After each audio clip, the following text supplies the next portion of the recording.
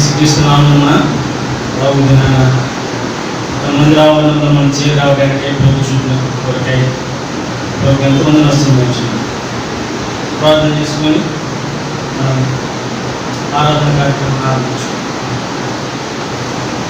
నేను మా తండ్రి పరిశుద్ధమైన మా గొప్ప దేవ, మహోన్నతుడ, మహాగణుడ, పరిశుద్ధ నిత్య నివాసి, నిన్న నేడు నిరంతరము ఏకరీతిగా ఉన్న దేవ, మారని మార్పు చెందని వాడ, వర్తమాన భూత భవిష్యత్ కాలంలో ఉన్న సర్వాధికారి, సకల ఐశ్వర్యములు ఘనతయు మహిమ ప్రభావములు కలిగిన వాడ, మీ స్తోత్రాలు. రాజులకు రాజును, ప్రభువులకు ప్రభువును, దేవతలందరికంటే మహత్యం కలిగిన వాడ, మీకు వందనం చెల్లిస్తున్నాను. ఎవరున్న సమేత పురాణం తేజస్సులో మీరు మాత్రం వసిస్తూ అమరత్వం కలిగి ఉన్నవాడ, అద్వితీయమైన సత్యదేవ, మీకు స్తోత్రములు వందనములు చెల్లిస్తూ ఉంటున్నారు. మా ప్రభు రక్షకుడైన యేసుక్రీస్తు వారి ఘనమైన, శ్రేష్టమైన, మహోన్నతమైన, పరిశుద్ధమైన నామమును బట్టి దేవా, ఉదయకాల సమయంలో ప్రభు దినాన మందిర ఆవరణంలో విభిన్నంగా తండ్రి మీ స్వరక్తం ఇచ్చి సంపాదించిన సంఘంగా, మూలంగా మేము నీతిగా చేరి రావడానికే, ఆరాధించడం కొరకే, మిమ్మల్ని స్తుతించి గణపరచడం కొరకే మాకు ప్రభావం దయచేస్తూ వస్తున్న ఈ తరుణం కొరకే మీకు వందనము చెల్లిస్తూ ఉంటున్నాను.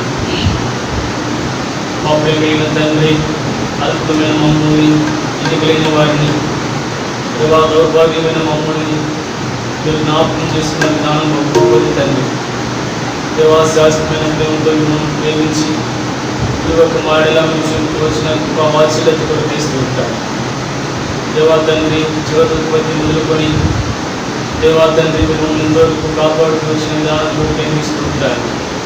మా దేవా, మా కొరకే రక్తమును కాల్చి ప్రాణం పెట్టి సజీవుడై తిరిగి లేచిన దేవా, మీకు స్తోత్రాలు. మా ప్రేమైన దేవాన్ని సజీవుడకు దేవుణ్ణి ఆత్మతోనూ సత్యంతోనూ ఆరాధించినట్లుగా మాకు ఇస్తూ వస్తున్న తరుణ భాగ్యాల కొరకే మీకు వందనం చెల్లిస్తూ ఉంటున్నాను. మా ప్రేమైన తండ్రి, నమ్మదైన దేవుడు ప్రభు దినాన మందిర ఆవరణంలో స్థానిక సంఘం కర్మీలు కోవిడ్ల కొరకే మీ స్తోత్రాలు. మీరు ఆరంభించిన పని పరిచర్య దేవా తండ్రి, ఈ కరోనా వైరస్ కారణంగా దేవా తండ్రి ముందుకు కొనసాగి దేవా అనేక సంఘాలు ఉపయోగాలకు వస్తున్నాయి.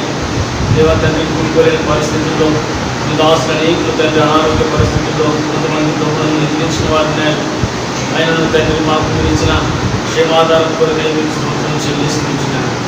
దేవా, మీరు ఆజ్ఞాపించండి, త్వరగా ఈ తెగులు ఆగిపోయినట్లు మీరు దేవా ఆజ్ఞాపిస్తున్నామని పాద సన్నిధిలో ప్రార్థిస్తున్నాను. మీరు మాత్రమే ఈ దేవా ఈ కార్యం చేయగలరు. మీరే సామర్థ్యం కలిగిన దేవుడు. ఈ సామర్థ్యత గొప్పది తండ్రి. కలిగిన కనిపించి కటాక్షించి గొప్ప చూపుతూ రావాల్సిందిగా ఈ పాద సన్నిధిలో ప్రార్థిస్తూ వస్తున్నాను. ఉదయకాల సమయంలో పాఠ్యపరాన్ని వాక్య ధ్యానం ప్రభావ మీరు మాకు సహాయపడుతురండి. వాళ్ళ ఆరాధన ప్రమాణాలు దేవా మీరు మాకు చూపుతురమని ప్రార్థిస్తున్నాను. తిరుగుబడిన ఆకాశం మా మధ్య ఉంచుము, ఈ సంచారం మాకు అనుగ్రహించము. దేవా, రాత్రికి ఆరాధించినట్లు సహాయం అనేకులు తీసుకురండి. రాబో దినాల్లో పరిచర్యను అధికంగా విస్తరింపబడి వ్యాపించి అభివృద్ధి పొంది ఫలించి ఫలాభివృద్ధి చెందినట్లుగా మీరు సహాయపడుతున్నామని ప్రార్థిస్తున్నాను. మీ క్షేమాధారం మాకు దయచేయమని వాసనలు ప్రార్థిస్తున్నాను.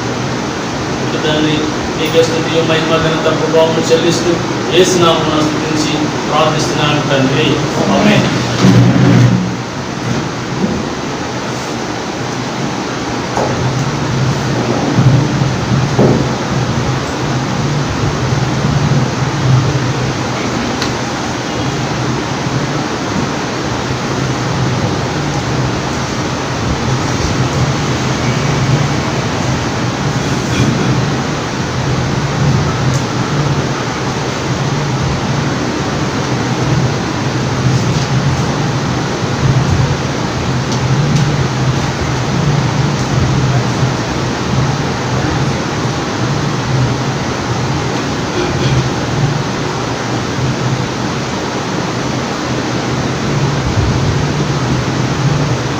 ప్రతిపాదన గురించి పాఠ సంఖ్య 157 ప్రేమ నమ్మకం గల పరలోకానికి 157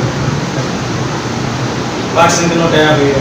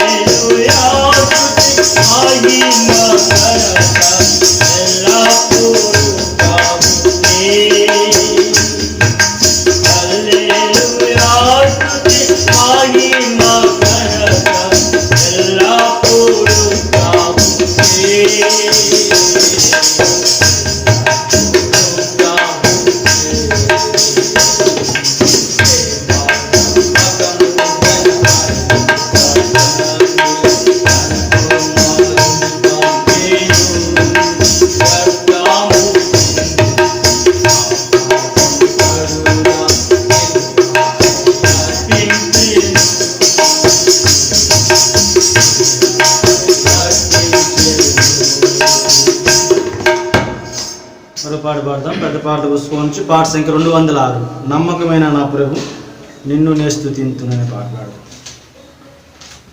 పెద్ద పాటల పుస్తకం పాట సంఖ్య 206. కొన్ని పాటల పుస్తకాలు 177.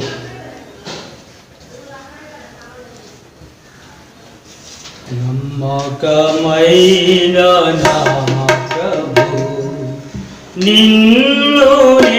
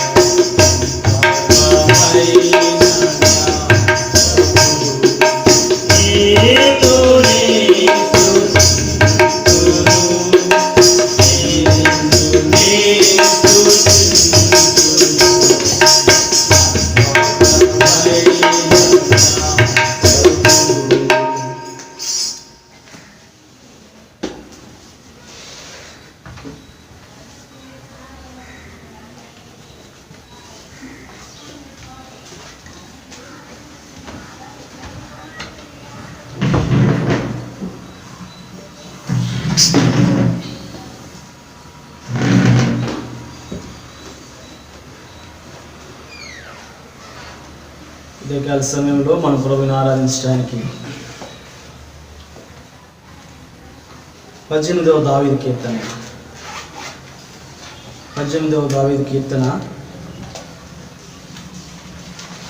46వ వచనాన్ని మనం అందరం కూడా కలిసి చదువుతాం. 18వ దావీదు కీర్తన 46వ వచనాన్ని అందరం కలిసి చదువుతాం.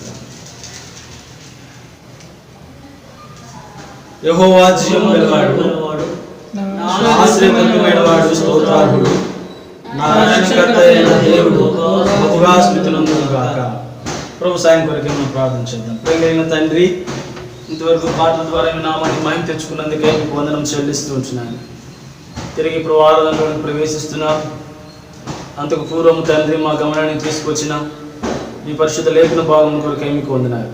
ప్రియ తండ్రి, నాతోనూ మాతోనూ మీరు ముచ్చటించండి. ఆత్మ సంబంధమైన సంగతులు బాహాటంగా తెలియచేయండి. మా జ్ఞానమునకు దేవ మర్మములు అర్థం కావు. ప్రభా, మీరు ఉపమాన రీతిగా శిష్యులకు బోధించిన రీతిగా మాకును అర్థమయ్యేలాగున దేవా మీరు వివరించి బోధిస్తూ రమ్మని ప్రార్థిస్తున్నాం. ఎరిగిన వారమై ఆత్మతోను సత్యంతోను యథార్థంగా మిమ్మల్ని ఆరాధించినట్లు సహాయపడుతున్నాం.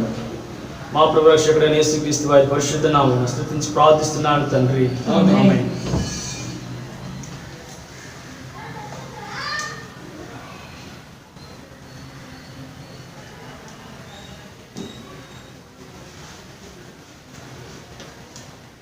అనేక దినముల తర్వాత ప్రభు మరి తిరిగి సంఘంలో కూడా మీ మధ్య నిలవటానికి ప్రభు కృప చూపినందుకై ప్రభుకి అంత వందనస్తున్నాయి. అన్ని పరిస్థితుల్లో కూడా దేవుడు నమ్మదగిన వాడు. తన దాసులకి ఏం అవసరమో ఏం కావాలో ఎట్లా తన దాసులు నడిపించాలో ప్రభు ఎరిగిన వాడిగా ఉంటున్నాడు. విచారకరమైన సంగతి, కొంతమంది దేవుని దాసులు మహిమలోనికి పిలువబడుతూ వచ్చారు సమయం. ఇదే కారణాచరణ. ఆయన ప్రభు తన మహోన్నతమైన కృపను బట్టి తిరిగి మీ మధ్య నిలిచినటువంటి కృప దీనదాసుని నా కుటుంబానికి ప్రభు ఇచ్చినందుకై ప్రభుకి ఎంత వందనస్తున్నాయి. మనం చదివబడినటువంటి లేఖన భాగంలో నుండి వచ్చిన మాట మనం జ్ఞాపకం చేసుకుంటే 46వ వచనం చివరి భాగంలో దేవుడు బహుగా స్తుతి నొందునుగా. కానీ ఉదయకాల సమయంలో మన ప్రభుని ఆరాధించడానికి హేతు ఆ మాటనిగా మనం జ్ఞాపకం చేసుకుంటాం. దేవుడు బహుగా స్తుతి నొందునుగా. ఎందుకు ఈయన బహుగా స్తుతి నొందుదైన వాడు? ఈయన మాత్రమే ఎందుకు స్థుతి నొందినవాడు. దేవుడు మాత్రమే ఆడ సామాన్యమైన మాట సూపర్లేటివ్లో చెప్పాడు కదా, బహుగా స్థుతి నొందును గాక అన్నప్పుడు అది సూపర్లేటివ్లో చెప్పాడు. కాబట్టి ఆయన మాత్రమే బహుగా ఎందుకు స్థుతి నొంద తగినవాడు అనేది ఒక 3 సంగతులు నేను జ్ఞాపకం చేస్తాను. వాటి మనం జ్ఞాపకం చేసుకొని ఉదయకాల సంఘంలో క్లుప్తంగా ప్రభుని ఆరాధన చేసి స్తుతించి కనపరిచేవాడిని. కనుక దేవుడు ఎందుకు ఆయనే బహుగా స్థుతి నొందిన వాడు. ఈ 2 వర్తమానాలు కూడా కనుక సాదృశ్యాలని జ్ఞాపకం చేసుకుంటూ మనం ముందుకెళ్దాం. దేవుడు దైవ గ్రంథంలో 3 సంగతులకి పోలికగా సాదృశ్యంగా కనపడుతున్నాయి. అనేకమైన సంగతులు ఉన్నాయి. మనం ఆరాధన కొరకే 3 తలంపులు తీసుకున్నాం కనుక ఈ దేవుడు 3 పోలికలుగా 3 సాదృశ్యములుగా పోల్చబడుతూ తద్వారా వాటి నుండి ఈ దేవుడు మనకి ఎటువంటి మేలు చేస్తూ వచ్చాడు అన్న సంగతిని మనం ఉదయకాల సమయంలో జ్ఞాపకం చేసుకునేటువంటి వారిగా ఉన్నాం.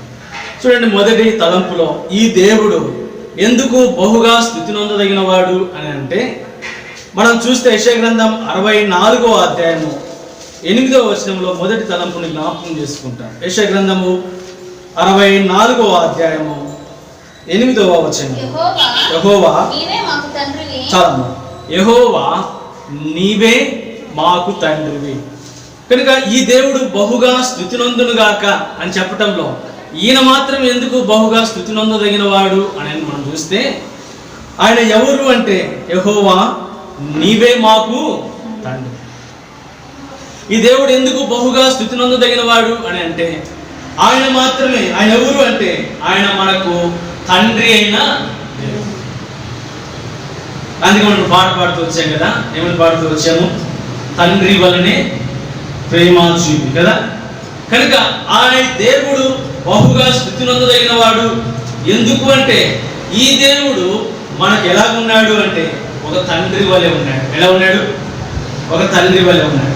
తండ్రి వలె ఈ దేవుడు మనకి ఏం చేస్తూ వచ్చాడు అని చూస్తే, మొదటి యోహాను పత్రిక 3వ అధ్యాయం 1వ వచనం, యోహాను రాసిన మొదటి పత్రిక 3వ అధ్యాయం 1వ వచనం, తండ్రి వలె ఈ దేవుడు మనకి ఏం చేస్తూ వచ్చాడు?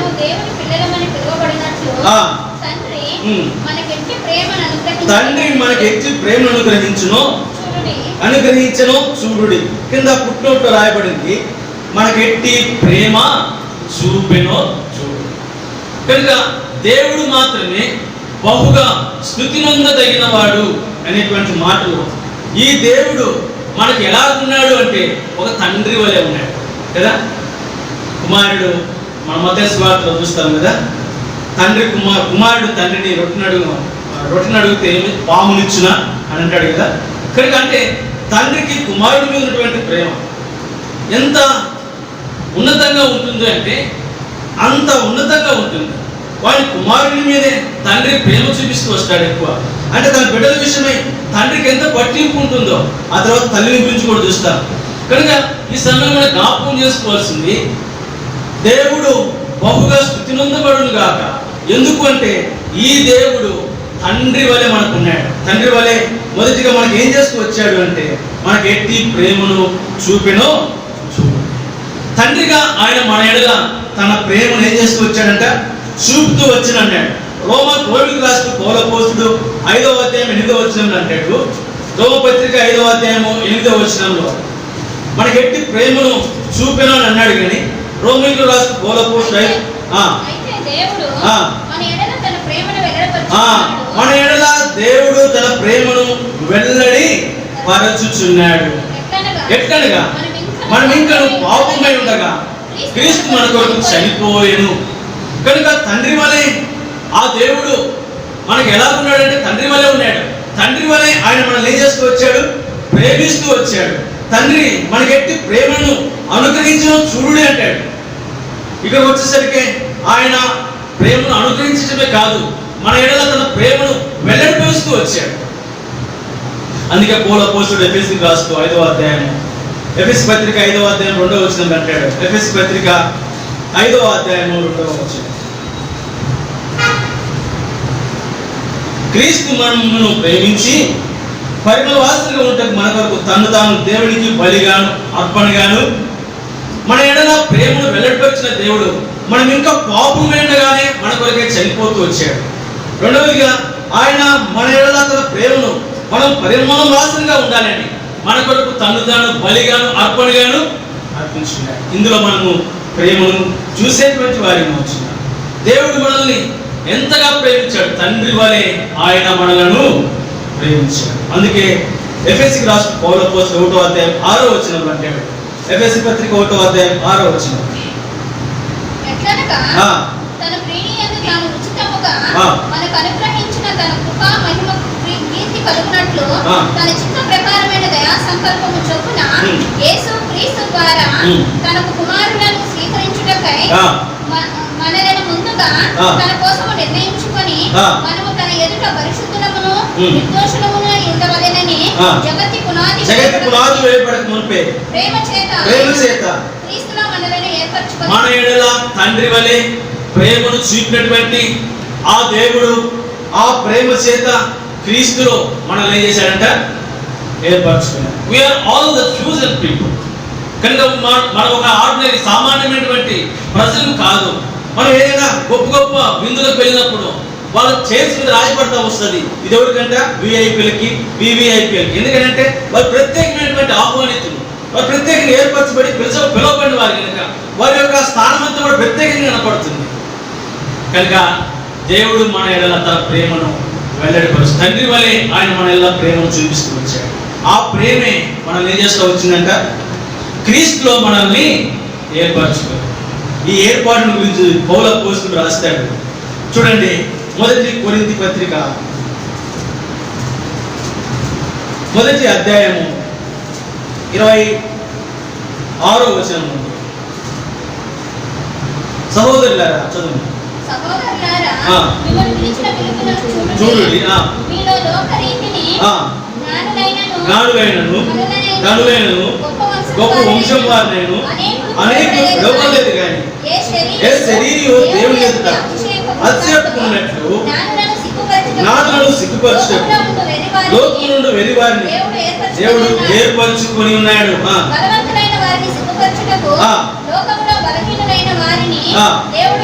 దేవుడు ఏర్పరచుకున్నాడు. ఎన్నికైన వారిని వ్యర్థము చేయుటకు లోకములో నీచులైన వారిని తృణీకరింపబడిన వారిని ఎన్నికలేని వారిని దేవుడు ఏర్పరచుకొని.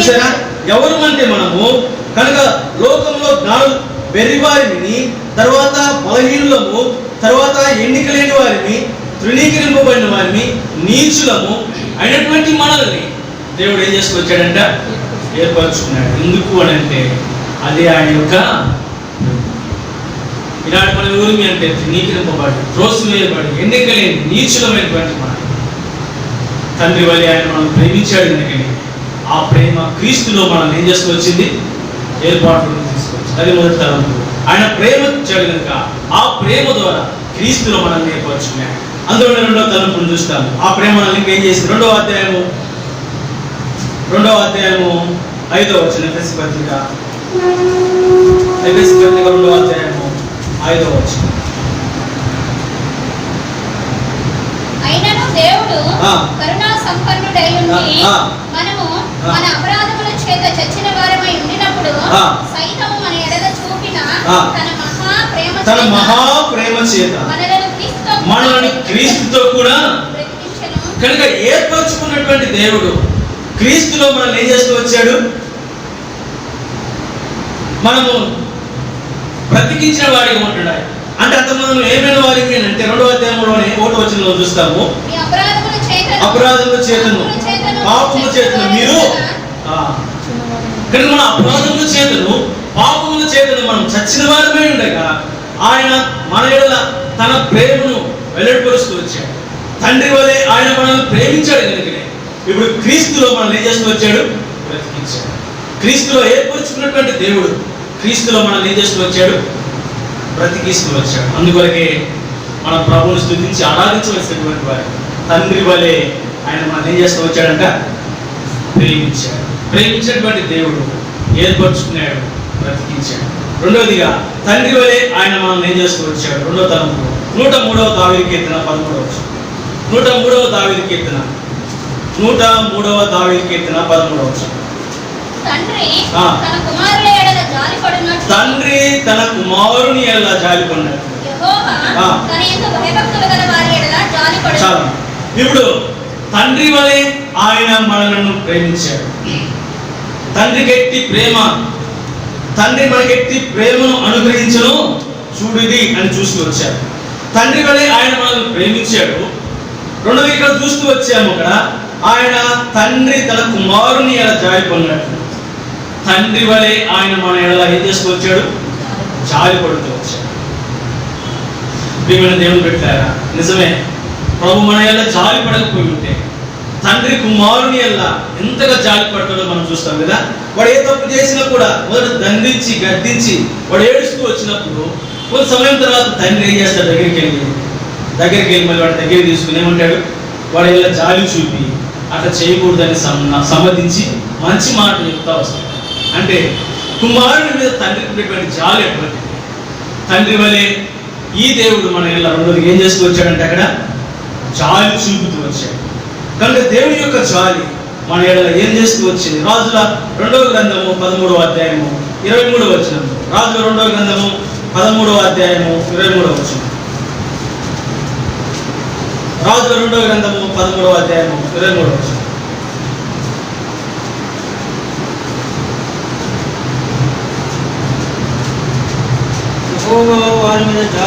యెహోవా వారి మీద జాలిపడి వారి యందు దయించి అబ్రహాము ఇస్సాకు యాకోబులతో తాను చేసి ఉన్న నిబంధన బట్టి వారి యందు లక్ష్యం నిలిపి వారిని నాశనం చేయవలక ఇప్పటికీ తన సముఖం నుండి వారిని వెళ్ళగొట్టక తండ్రి కుమారుని ఎలా జాలిపడ్డాడు.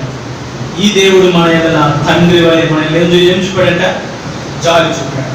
కనుక జాలి చూపిన వాడు కనుకనే అబ్రహాము ఇస్సాకు యాకోబులతో తాను చేసినటువంటి నిబంధనను బట్టి ఇశ్రాయేలు ప్రజల ఎడల లక్ష్యం ఉంచినట్లు ఈనాడు ఆ దేవుడు నీ ఎడల నా ఎడల తన జాలి చూపి మన ఎడల ఏముంచుతూ వచ్చాడు, లక్ష్యం ఉంచుతూ. అందుకే అది యెహోవా లక్ష్య పెట్టు దేశం. కనుక నేను సంవత్సరం మొదలుకొని సంవత్సరాంతం వరకు అది ఎంతో ఫలవంతమైనటువంటి దేశం కావాలి. యెహోవా యొక్క కనుదృష్టి, యెహోవా లక్ష్యం దాని మీద ఉంది కనుకనే అది అంతగా ఫలిస్తూ వచ్చింది. కనుకనే తండ్రి తన కుమారుని చాలిపడినట్లు ఆ దేవుడు మన ఎడల చాలిపడుతూ వచ్చాడు. కనుక ఆయన యొక్క చాలి మన ఎడల లక్ష్యం ఉంచినట్లు చేసింది. యెహోవా మన ఎడల లక్ష్యం ఉంచినాడు కనుకనే మనం ఈ దినములకు నేటికి లైవ్ కాకుండా కారణము దేవుడు మన ఎడల చూపిన జాలి. లేకపోతే ఎన్నో పర్యాయాలు మనం తప్పిపోతూ వచ్చాం, ఎన్నో పర్యాలు పడిపోతూ వచ్చాం, ఎన్నో పర్యాలు ఆయనకు ఆయాసంగా, ఆయన దుఃఖకరంగా, ఆయన వ్యతిరేకంగా పనులు చేస్తూ వచ్చాం. ఆయనను మనం లైవ్ కాకుండా ఉన్నాము అని అంటే దేవుడు మన ఎడల చూపినటువంటి జాలి, ఆ జాలి ద్వారా కలిగినటువంటి ఆశీర్వాదం ఏమిటి అంటే ఆయన మన యందు ఏం చేస్తూ వచ్చాడు, లక్ష్యం ఉంచుతూ వచ్చాడు. అందుకని అంటాడు ఇక్కడ కింద, వారిని నాశనం చేయనోళ్ళగా ఆయన లక్ష్యం ఉంచాడు. కనుకనే మన అపరాధము, మన ఆత్మీయ యాత్రా జీవితంలో ఎన్ని పర్యాయాలు తప్పిపోయినా కూడా దేవుడు మనల్ని ఏం చేయలేదు, నాశనం చేయలేదు. కారణం ఏమిటి అంటే ఆయన నీ యందు నా యందు లక్ష్యం ఉంచాడు. నీ యందు నా యందు లక్ష్యం ఉంచడానికి కారణం ఏమిటి అంటే కేవలం తండ్రి యొక్క జాలి మన మీద ఉంది. ఉదయకాల సమయంలో ప్రభుని ఆరాధించి స్తుతించుకోవటే తండ్రి వలె ఆయన మన జాలి చూపుతూ యెషయా గ్రంథకర్త ఇంకో మాట రాస్తాడు ఈయన జాలి గురించి.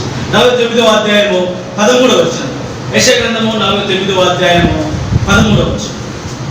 యెషయా గ్రంథము 49వ అధ్యాయము శ్రమనొందిన తన జనుల యందు జాలిపడి యెహోవా తన జనులను ఓదార్చి ఉన్నాడు. చాలు.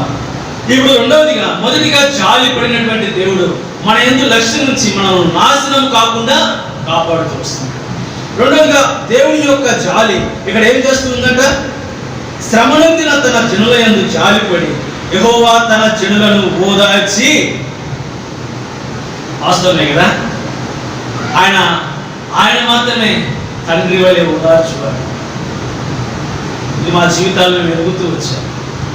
ఎవరు మమ్మల్ని ఓదార్చకపోయినా ఒకనొక టైంలో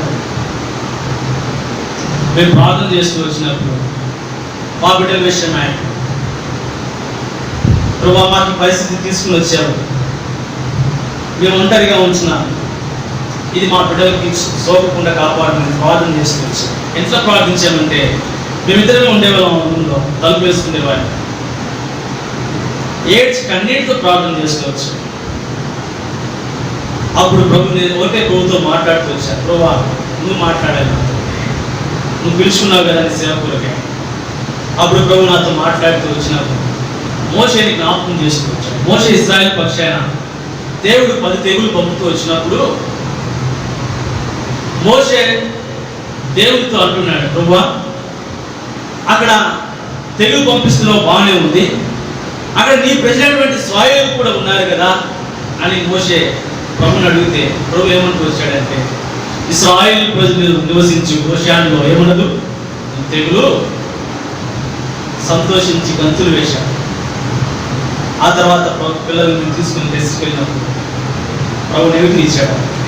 నేను ఎందుకు మాట చెప్తున్నానంటే, చాలి తండ్రి వల్ల ఆయన మన ఇలా ఏం చూపుతాడు, చాలి కూడా కనుక చాలి శ్రమ నొందినటువంటి తన చినులయంతో నువ్వు శ్రమల్లో, నిందల్లో, అవమానములో, ఉపద్రవంలో కనుక అనేకమైన పరిస్థితులు గుండా మనం వెళుతూ వచ్చినప్పుడు ఒక్కరు కూడా మన ఏం చూపురు, జాలి చూపువాడు మనకు తండ్రి వలె. తండ్రి ఎంతగా జాలి చూపుతాడో, శారీరకమైన తండ్రి, మన ఆత్మీయ తండ్రి మన ఎలా అంతగా జాలి చూపి ఏం చేస్తాడంట, ఓదార్చేవాడు. నా కుమారుడు, నా కుమార్తె, ఇదిగో నేనున్నాను, నీకు తోడై ఉంటాను, సదాకాలం నీతో కూడా ఉంటాను, భయపడు. కనుక శ్రమలు తినటువంటి తన చెల్లె ఇలా జాలి పడినట్లు ఆయన జాలి మనల్ని ఏం చేస్తూ వచ్చిందంట, మన శ్రమల్లో ఆయన మనలో జాలి పడి మనల్ని ఏం చేసుకోవాడు, ఓదార్చేటువంటి వాడు. కలిగిన ఉదయకాల సమయంలో మన ప్రభుని స్థితించి ఆరాధించుకోలకే తండ్రి వలె ఆయన మనలో ఏం చూపుతూ వచ్చాడంట, జాలి చూపుతూ వచ్చాడు. జాలి చూపుతూ వచ్చాడు కాబట్టి మన ఎందుకు లక్ష్యం ఉంచాడు. మన ఎందుకు లక్ష్యం ఉంచాడు కాబట్టి మనం ఏం కాలేదు, భయం కాలేదు.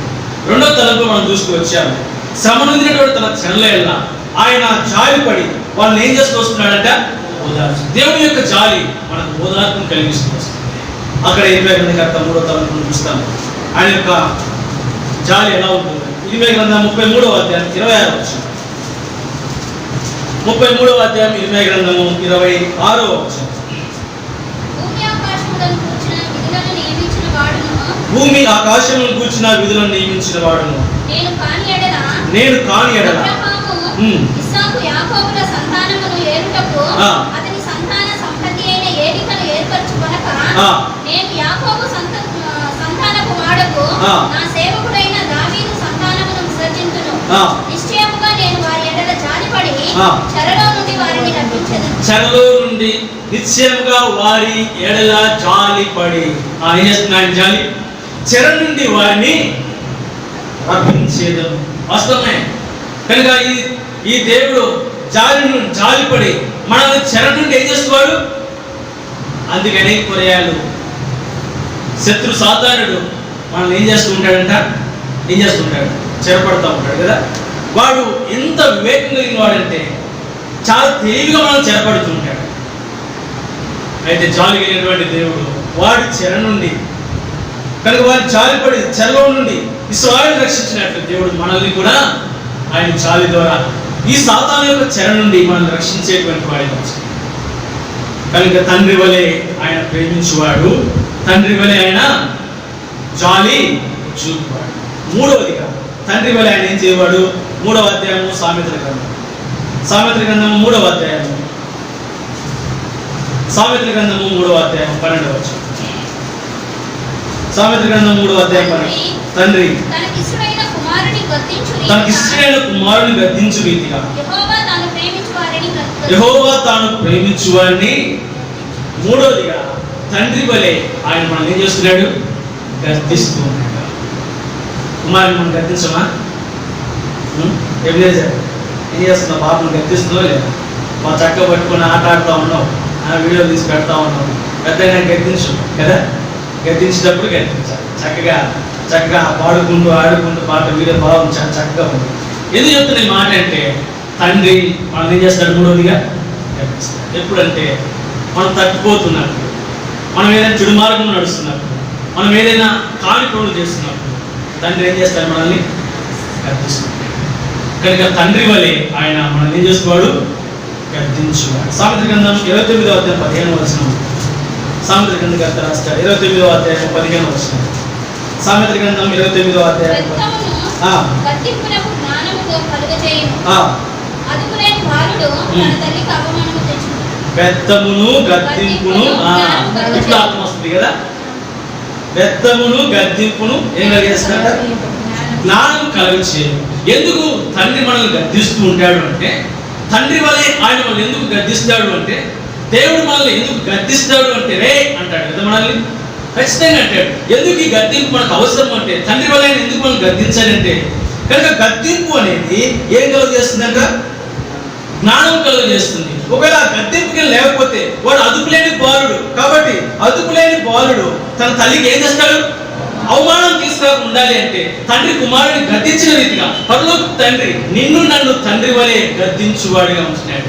ఆయన గద్దించువాడు కనుకనే మనకి ఆత్మ సంబంధమైనటువంటి ఆ పర సంబంధమైనటువంటి జ్ఞానాన్ని ప్రభు గద్దించి ఇచ్చువాడిగా కనపడుతున్నాడు. అందుకే హెబ్రీ రాస్తూ పౌలు అపోస్తలుడు 12వ అధ్యాయం అంటాడు 6వ వచనం. హెబ్రీ పత్రిక 12వ అధ్యాయము 6వ వచనం. హెబ్రీ పత్రిక 12వ అధ్యాయము 6వ వచనం. నా కుమారుడా, ప్రభు చే శిక్షణకు నీ తెలుసుకు. ఆయన నిన్ను గద్దించినప్పుడు విసుకత్తాడు. ఆయన నిన్ను కింద చదువునా, ప్రభు తాను ప్రేమించు ఆయన్ని శిక్షించి తాను స్వీకరించు ప్రతి కుమారుని దండించును అని కుమారుడు సంభాషించినట్లు సంభాషించుడు ఆయన హెచ్చరికను మరచితిరి. కాబట్టి ప్రతి కుమారుని దండించునని కుమారుడితో సంభాషించినట్లు ఆయన మీతో సంభాషించు. కనుక ఆయన నిన్ను గద్దించినప్పుడు నువ్వేం చెందకూడదు? విసుగక చెందకూడదు. కారణం ఏంటి అంటే తండ్రి యొక్క గద్దింపు మనకు జ్ఞానమును కలుగచేసేదిగా ఉంటుంది. కనుక జ్ఞానమును కలుగచేసేదిగా ఉంటుంది. అందుకే దైవగ్రంథంలో ఒక మాట సందర్భాన్ని జ్ఞాపకం చేస్తారు. గాలి తుఫానులు లేస్తూ ఉన్నాయి, సముద్రం మీద ప్రయాణం చేస్తూ ఉన్నారు శిష్యులు. ఇప్పుడు గాలిని చూసి వాళ్ళు భయపడిపోతా వచ్చారు కదా. గాలిని చూసి భయపడిపోతే ప్రభువా మమ్మల్ని కరుణించును, మమ్మల్ని రక్షించుకుని కేకలు వేస్తూ ఉన్నాడు. అప్పుడు ఏం చేశాడు దేవుడు? గాలిని సముద్రమును గద్దింపగా అదేమైందంట మిక్కిలి. ఎందుకు ఈ గద్దింపు అని అంటే మనకి అంతరంగంలో నిమ్మలంగా ఉండటం కొరకే. మన అంతరంగంలో ఏ విధమైనటువంటి శోధ కనుక ఆ అలలు మన అంతరంగంలో కొట్టబడకున్నట్లు మన అంతరంగంలో నిమ్మలముగా మనము ఉండాలి అని అంటే దేవుడు మనం ఏం చేయాలి? గద్దించాలి. దేవుని యొక్క గద్దింపు మన జ్ఞానం నిమిత్తమే కాదు, దేవుని యొక్క గద్దింపు మన అంతరంగంలో నిమ్మలము కలిగిస్తుంది. ఈనాడు ఎంతమందికి సమాధానం లేకుండా, నెమ్మది లేకుండా, గాలికి చదరగొట్టు పొట్టువలే అటు ఇటు కొట్టబడుతున్నటువంటి జీవితాలు. ప్రభువు స్తోత్రం. తండ్రి వలె ఆయన మనం గద్దించి ఆయన గద్దింపు ద్వారా మనకి ఏం కలుగుతుంది? నిమ్మలం కలుగుతుంది. కనుకనే ఈ తలపు యొక్క ముగింపులో ఒక మాట నేను జ్ఞాపకం చేస్తాను. ఎఫెసీ పత్రిక 1వ అధ్యాయము 3వ వచనంలో ఇప్పుడు ఈ తండ్రిని మనం ఏం చేయాలో రాయబడతా వచ్చింది. ఎఫెసీ పత్రిక 1వ అధ్యాయం 3వ వచనం. మన ప్రభువైన యేసుక్రీస్తు యొక్క తండ్రి యొక్క దేవుడు స్తుతింపబడునుగా. చాలా మన ప్రభువైన యేసుక్రీస్తు యొక్క తండ్రి యొక్క దేవుడు స్తుతింపబడునుగాక.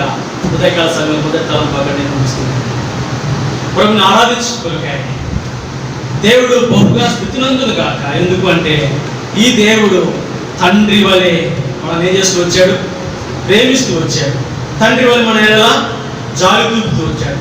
తండ్రి వలె మన ఎలా మనం గద్దిస్తూ వచ్చాడు. కనుక ప్రేమించినటువంటి దేవుడు ఆయన మనల్ని ఏం చేస్తూ వచ్చాడంటే ఏర్పరచుకుంటూ వచ్చాడు, బ్రతికిస్తూ వచ్చాడు.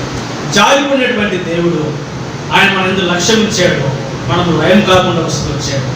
జాలిపడినటువంటి దేవుడు ఆయన మనల్ని ఏం చేస్తూ వచ్చాడంటే ఓదారుస్తూ వచ్చాడు, ఆదరిస్తూ వచ్చాడు.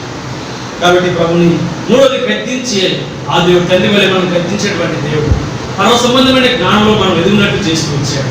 అంతేకాని మన అంతరంగము ఆయన మనల్ని గద్దించడం ద్వారా నిమ్మలం కలిగించినటువంటి వాడిగా వచ్చాడు. ఇప్పుడు రెండవ తలంపులోనికి వెళ్తాను, చాలా క్లుప్తంగా నేను ముగిస్తాను. తండ్రి వలె ఆయన మనం చేసిన 3 కార్యాలను చూశాను. ఇప్పుడు ఆయన ఎవరు అంటే యెషయా గ్రంథం 66వ అధ్యాయం 13వ వచనం. యెషయా గ్రంథము 66వ అధ్యాయం 13వ వచనం. ఒకని తల్లి వానిని ఆదరించినట్లు నేను మిమ్మల్ని ఆదరించెదను. యెరూషలేములోనే మీరు ఆదరింపబడెదరు. చాలు. ఒకని తల్లి వాడిని ఆదరించినట్లు నేను మిమ్మల్ని ఏం చేస్తాను? ఇప్పుడు తల్లి వలె ఆయన చేసినటువంటి తండ్రి వలె ఆయన ప్రేమ చూపాడు. ఇప్పుడు తల్లి వలె ఆయన మనల్ని ఆదరిస్తున్నాడు. తల్లి వలె ఆయన మనల్ని ఆదరిస్తున్నాడు. ఎటువంటి ఆదరణ అంటే తల్లి వలె ఆయన మనకి ఇచ్చేది.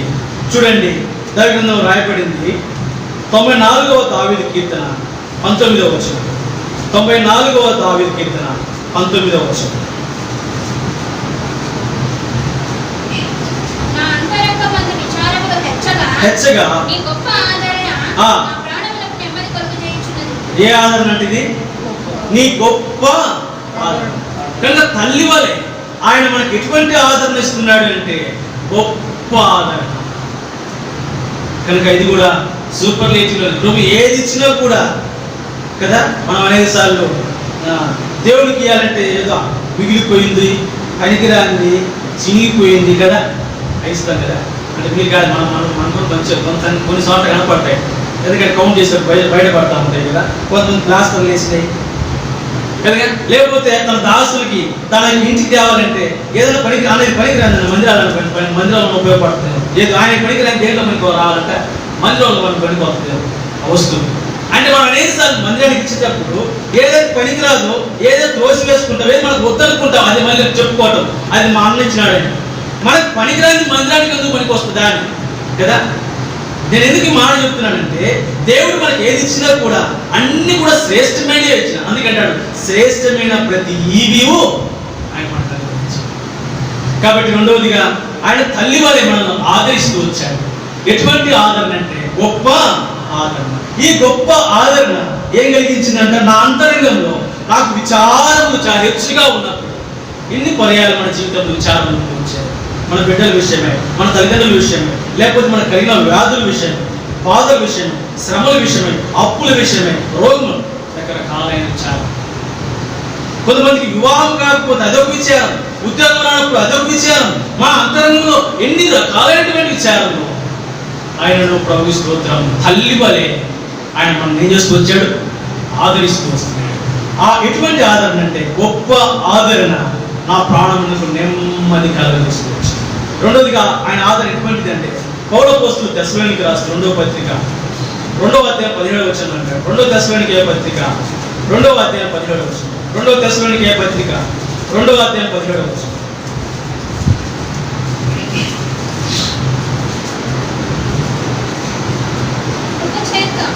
మన ప్రభువైన యేసుక్రీస్తును మనలను ప్రేమించి కృపచేత నిత్యమైన ఆదరణయు నిరీక్షణయు అనుగ్రహించిన మన తండ్రి అయిన దేవుడును నిత్యమైన ఆదరణ అనుగ్రహించిన మన తండ్రి అయిన మీ హృదయములను ఆదరించి ప్రతి సత్కార్యమందును ప్రతి సద్వాక్యమందును మిమ్మల్ని స్థిరపరచునుగా. కాబట్టి నిత్యమైన ఆదరణతో ఆయన మనల్ని ఏం చేస్తున్నాడు? ఇప్పుడు స్థిరపరుస్తున్నాడు. కనుక గొప్ప ఆదరణ నెమ్మది కలిగిస్తే ఇప్పుడు స్థిరమైనటువంటి నిత్యమైనటువంటి ఆదరణ మనం ఏం చేస్తూ వస్తుంది? దేవుని యొక్క ఇంటిలో మనం ఏం చేస్తూ వస్తుందంటే స్థిరపరుస్తూ ఆత్మీయ జీవితంలో త్రుటి లేకుండా మనం స్థిరపరుస్తూ వచ్చినటువంటి హేతు ఏదంటే తల్లి వలె ఆయన మనలో చూపుతున్న నిత్యమైనటువంటి ఆదరణ ఆయన మనల్ని స్థిరపరిచినట్లుగా చేస్తుంది. కనుక ప్రభువుని స్తుతించి ఆరాధించి కనపరిచేటువంటి వారిని ఇక్కడ వివరించలేని సమయం అయిపోతుంది. మొదటిగా తండ్రి వలె, రెండవదిగా తల్లి వలె, మూడవదిగా తండ్రిగా, మూడవ తలంపును చూసి నేను రెఫరెన్స్ చూపించి ముగిస్తాను. యోహాను సువార్త 15వ అధ్యాయం, యోహాను సువార్త 15వ అధ్యాయం 14-15 వచ్చింది. యోహాను సువార్త నేను మీకు ఆజ్ఞాపించు వాటిని చేసిన ఎడల మీరు నా స్నేహితులై యుందురు. దాసుడు తన యజమానుడు చేయి దానిని ఎరుగడు గనుక ఇక మిమ్మల్ని దాసులమని పిలువక స్నేహితులని పిలుచుచున్నాడు. కాబట్టి ఇప్పుడు ఎవరంటే ఆయన మనకి స్నేహితుడు. ఇంకా కొంచెం వివరంగా సొలొమోను రాస్తాడు పరమగీతాల్లో 5వ అధ్యాయము పరమగీతాలు 16వ వచనం. 5వ అధ్యాయము 16వ వచనం. పరమగీతాలు 5వ అధ్యాయము 16వ వచనం.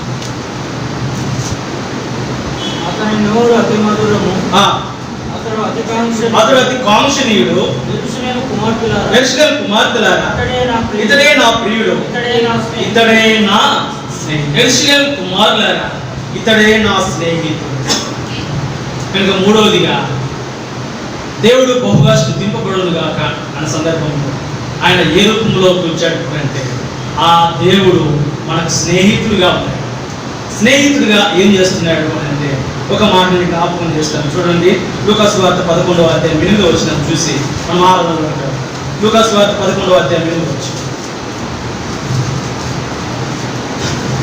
అతడు తన స్నేహితుడైనందున లేచి ఇయ్యకపోయినను అతడు సిగ్గుమాని మాటి మాటికి అడుగుట వలనైనను లేచి అతనికి కావలసినవన్నీ ఇచ్చును అని మీతో చెప్పుచున్నాను. ఈ సందర్భం అంతా తర్వాత చదవండి, ఆలస్యం అవుతుంది. అతడు స్నేహితుడైనందున అతడు లేచి అతనికి కావాల్సినవన్నీ ఇచ్చును. కనుక మూడవదిగా స్నేహితుడిగా మీరు ఎప్పుడైనా గమనించారు లేదు, వాడు సొంత తోడ పుట్టినడు కూడా ఇవ్వడు కదా. వాడు ఫ్రెండ్ అనుకోండి, వాడికి ఏం కావాలన్నా ఇస్తాడు. వాడు సొంత బైక్ ఉందనుకుంటాడు, వాడు తమ్ముడు పట్టుకుంటూ ఊరుకోడు. వాడు స్నేహితుడికి అయితే వాడు పగలగొట్టినా ఇరగొట్టినా పంచర్ చేసి వాడికి ఆనందం, ఎందుకంటే ఫ్రెండ్ కాదు స్నేహితుడు. ఎందుకు మాట చెప్తున్నాడంటే ఈ దేవుడు మన స్నేహితుడు వల్ల ఏం చేస్తున్నాడంట, కావలసినవన్నీ ఇస్తున్నాడు. స్నేహితుని వల్లే మన అవసరాలు అక్కర్లన్నీ కూడా ఇస్తున్నాడు. అందుకే మత్తయి సువార్త 6వ అధ్యాయం 32వ వచనం అంటాడు. మత్తయి సువార్త 6వ అధ్యాయం 32వ వచనం. మత్తయి సువార్త 6వ అధ్యాయం 32వ వచనం. ఇవన్నీ మీకు కావాలని మీ పరలోకపు తండ్రికి తెలియను. కాబట్టి మీరు ఆయన రాజ్యమును నీతిని మొదట వెతుకుడి. ఇవన్నీ మీకు కావాలని మీ పరలోకపు తండ్రికి తెలియదు. ఇప్పుడు 8వ వచనం చదువుకోమ్మా. అదే అధ్యాయంలో 8వ వచనం. మీరు వారి వలె ఉండకుడి. మీరు మీ తండ్రిని అడుగు మునిపే మీకు అక్కరగా ఉన్నవేమో ఆయనకు తెలియను. మీరు మీ తండ్రిని అడగక మునిపే మీకు అక్కరగా ఉన్నవేమో ఆయనకు. మీరు మీ తండ్రికి మనకు ఎలా కనపడుతున్నాడు, స్నేహితుడు. కాబట్టి మన అవసరతలు అక్కర్లన్నిటిని కూడా ఆయన స్నేహితుని వల్ల ఏం చేస్తున్నాడు, అవసరతలను తీర్చివాడు. కానీ ఉదయకాల సమయం అంటారు నాలుగు చేత కొద్ది సమయం ఈ దేవుడు బహుగా స్తుతినందును కాక. ఎందుకంటే ఈ దేవుడు తండ్రి వల్లే ఏం చేస్తూ వచ్చాడు, తల్లి వల్ల ఏం చేస్తూ వచ్చాడు, స్నేహితుల వల్ల ఏం చేస్తూ వచ్చాడు, మన జీవితాలు జ్ఞాపకం చేసుకుంటూ వచ్చాడు. వాటిని జ్ఞాపకం ఉంచుకొని కొంత సమయం మన ప్రభుత్వం స్తుతించి ఆరాధించేవాడు. మోకరించండి, ప్రభుత్వం స్తుతి.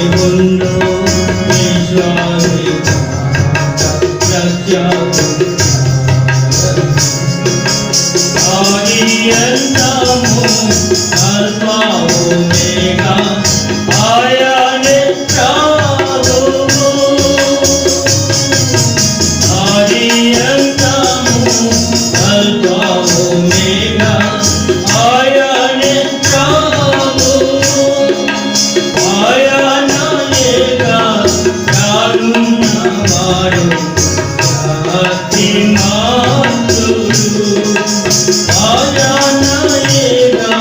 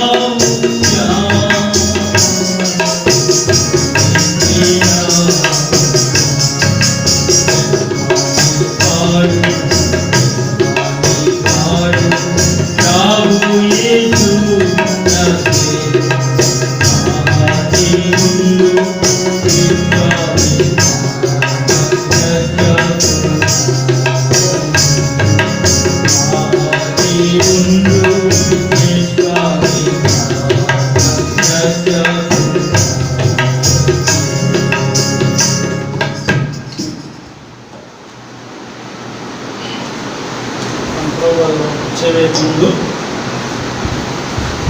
పరిశుద్ధ బైబిల్ నుండి పౌల అపోస్తలుడు పేతురుకు రాసిన పత్రిక మొదటి పేతురు పత్రిక 2వ అధ్యాయము 5వ వచనాన్ని అందరం కలిసి చదువుదాం.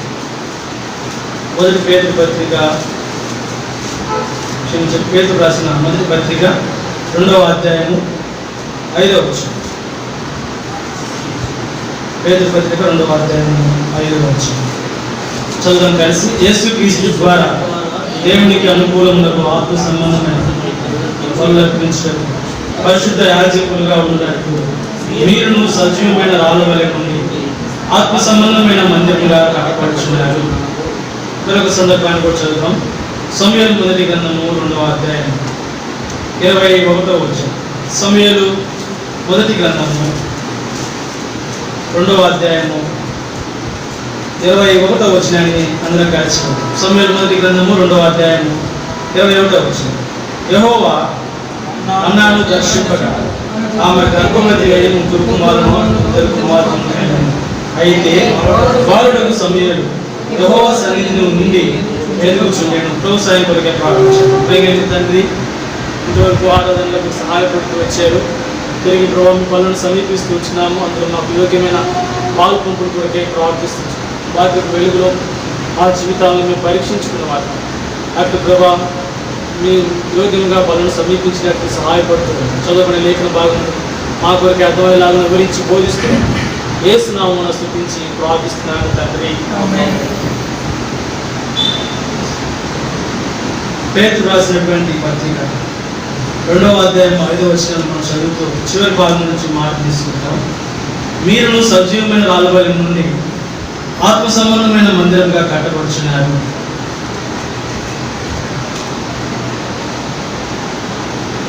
మనం ఎవరి మీద ఇప్పుడు రాయబడుతూ వచ్చిందంటే మనం సజీవమైన రాళ్ళబలి నుండి ఎలా కట్టబడుతున్నామంట? ఆత్మ సంబంధమైన మందిరంగా కట్టబడుచున్నాం. దేవునికి అన్నిటికంటే కూడా ఆయన యొక్క నివాస స్థలం అంటే చాలా ఇష్టం. అందుకే ఇశ్రాయేలు ప్రజలతో నేను మీ మధ్య నివసించినట్లు మీరు నా కొరకు ఏం ఏర్పరచుడు? ఒక మందిరం ఏర్పరచుడు అంటే. కనుక దావీదు ఆ పని కొరకే పూనుకున్నాడు. దావీదు యొక్క అభిలాష వాంఛ కోరిక ఏమిటి అంటే నేను ఆయన స్థలం చూచు వరకు నేనేం చేయను, నా వాసస్థానమైనటువంటి నా గుడారంలో నేను పడుకోను, నిద్ర నా కన్నులకు నిద్ర రాని.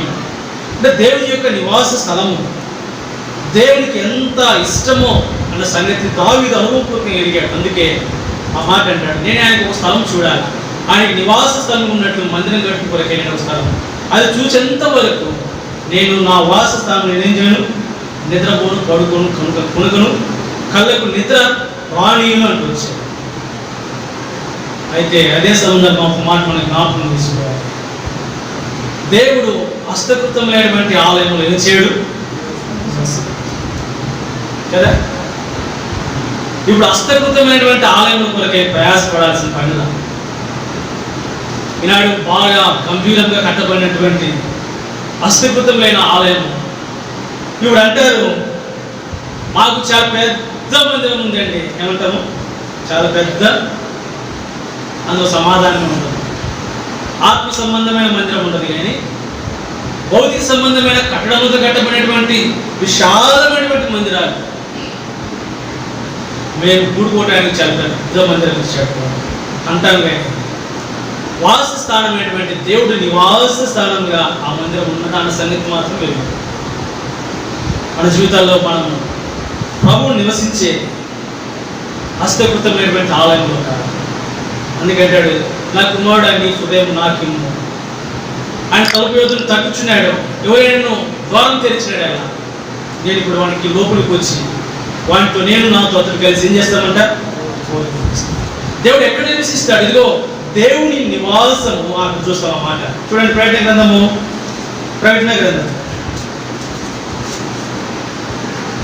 21వ అధ్యాయం 3వ వచనం.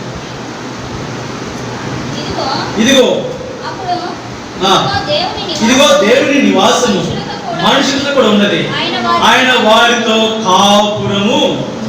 ఇదిగో దేవుని నివాసము పెద్ద పెద్ద బిల్డింగులతో కూడా ఉన్నదని అని చెప్పి రాయబడిందా? ఇదిగో దేవుని యొక్క నివాసము ఎక్కడ ఉందంటే మనుషులతో కూడా ఉంది. ఆయన వారితో కలిసి ఏం చేయాలనుకుంటున్నాడు? కాపురం చేయాలనుకుంటున్నాడు.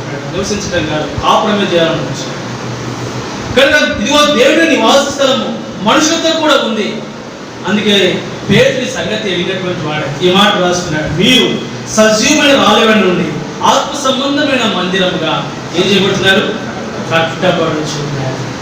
సంపూర్ణం కాల ఇంకా మనం కట్టబడుచున్నాం. కాబట్టి దేవుడు ఎక్కడ నివాసం చేస్తాడు అని అంటే ఆత్మ సంబంధమైనటువంటి రాళ్ళ మధ్యలో, ఆత్మ సంబంధమైనటువంటి మనుషుల మధ్యలో, ఆత్మ సంబంధమైన మనుషులుగా కట్టబడుతున్నటువంటి ఆ నివాస స్థలంలోనే ఆయన నివసించేటువంటి వాడి. అంతే తప్ప హస్తకృతం. అందుకంటాడు, ఆకాశం నా సింహాసనం, భూమి నా పాత్ర. నువ్వు కట్టేటువంటి మందిరం నాకే పాటు. ఆకాశం మహాకాశం పట్టజాలనేటువంటి దేవుడు. మనం కట్టేటువంటి చిన్న నిర్మాణాలు ఉంటాడనుకోవటం వివేకం. దేవుడు నివసించేది ఎక్కడ అంటే హస్తకృతమైన ఆలయంలో కాదు, మనుషులతో, నీతో నాతో మనలో ఆత్మ సంబంధమైన రాళ్ళ వలె మనం కట్టబడుచున్నప్పుడు దేవుడు అక్కడ నివసించాలని. ఉదయకాల సమయం, మధ్యాహ్నకాల సమయం తలపెట్టుకుంటున్నాం. ఇప్పుడు ఇది హస్తకృతమైనటువంటి ఆలయములుగా కట్టబడిచినటువంటి మనం దేవుని యొక్క ఇంట్లో, దేవుని యొక్క మందిరంలో, ఆయన ఇంటిలో, ఆయన నివాస స్థలంలో నువ్వు నేను కట్టబడుచు ఉన్నప్పుడు ఎట్లా కట్టబడుతూ రావాలి, ఎట్లా ఆయన ఇంట్లో ఉండాలి అని చెప్పి సమూయేలు గ్రంథం మనం చూసుకొచ్చిన మాట ఓసారి జ్ఞాపకం చేస్తాం. సమూయేలు మొదటి గ్రంథం 2వ అధ్యాయం 21వ వచనం చివరి పాఠం.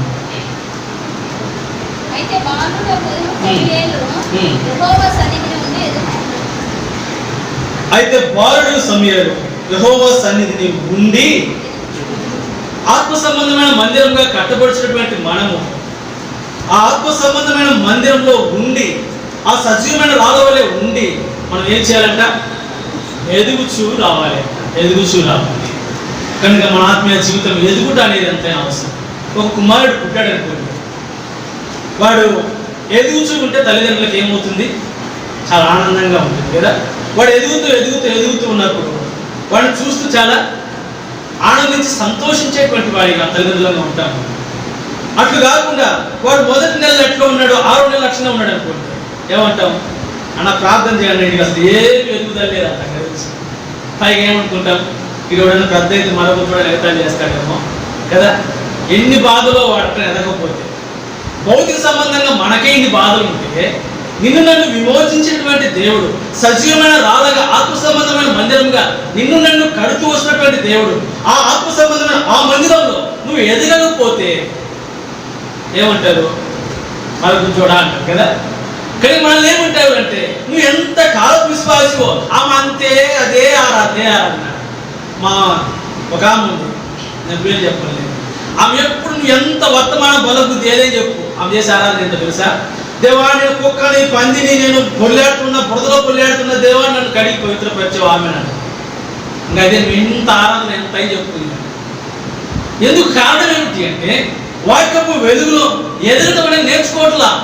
ఆత్మ సంబంధమైన మందిరంలో కట్టబడినటువంటి మనము అదే సజీవమైన రాళ్ళ వలె ఆ సంఘంలో మనం ఏం చేసుకోవాలంటే ఎదుగుతూ రావాలి. ఎట్లా ఎదుగుతూ రావాలి చూడండి. ఎఫెసీ పత్రికలో పౌలు అపోస్తలుడు రాస్తూ ఎఫెసీ పత్రిక 4వ అధ్యాయం 15వ వచనం. ఎఫెసీ పత్రిక క్రీస్తు వలె ఉండుటకు మనం అన్ని విషయములలో ఇప్పుడు ఎదుగుదల ఎట్లా ఉండాలంట? క్రీస్తు వలె ఉండుటకు. ఇప్పుడు మన ఎదుగుదల చూసి క్రీస్తుని పక్కన పెట్టారనుకోండి, ఎట్లా ఉండాలి? మనము క్రీస్తు, అదే కదా అర్థం, అదే కదమ్మా. క్రీస్తు వలె ఉండుటకు మనము ఏం చేయాలంట? అన్ని విషయాలలో అని మాట జ్ఞాపకం చేసుకుంటాం. క్రీస్తు ఎలా ఎదుగుతూ వచ్చాడు? క్రీస్తు రైట్. దేవుడి దయందును మనుషుల దయందును పెద్దల దయందును ఆయన ఎదుగుతూ వచ్చాడు. మత్తయి సువార్త చూస్తాం కదా, క్రీస్తు బాలుడైన కనుక బాలుడు ఎదుగుచు దేవుడి దయందును మనుషుల దయందును కనుక పెద్దల దయందును ఎదుగుతూ వచ్చాడు. కనుక క్రీస్తు ఎదిగి చూపిస్తూ వచ్చాడు. క్రీస్తు వలె ఉండటం మనం అన్ని విషయంలో ఏం చేయాలి? ఎదుగుతూ రావాలి.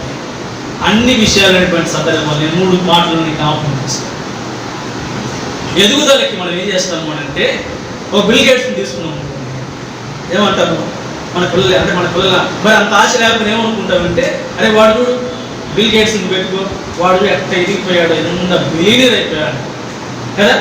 లేదనుకోండి మన క్లాస్ కూడా మన ఇంటి పక్కన మనకంటే మన బిడ్డల కంటే కొంత బాగా చదివాడు అనుకున్నాడు, మనం ఏమంటాం అది వాడు ఎట్లా చదువుతాడు, ఇప్పుడు ఎట్లా చదువుతాడు అంటే we should be comparison always కదా. మనం ఇతరులతో ఏం చేసుకుంటూ ఉంటాము? కంపేర్ చేస్తూ ఉంటాం. కనుక ఎదుగుదల అనేది క్రీస్తును చూస్తూ క్రీస్తుతో కూడా మనం ఏం చేయాలి? పోల్చుకుంటూ ఎదుగుతూ రావాలి. అంతేగాని మనం అనేకసార్లు క్రీస్తును చూడమన్నమాట.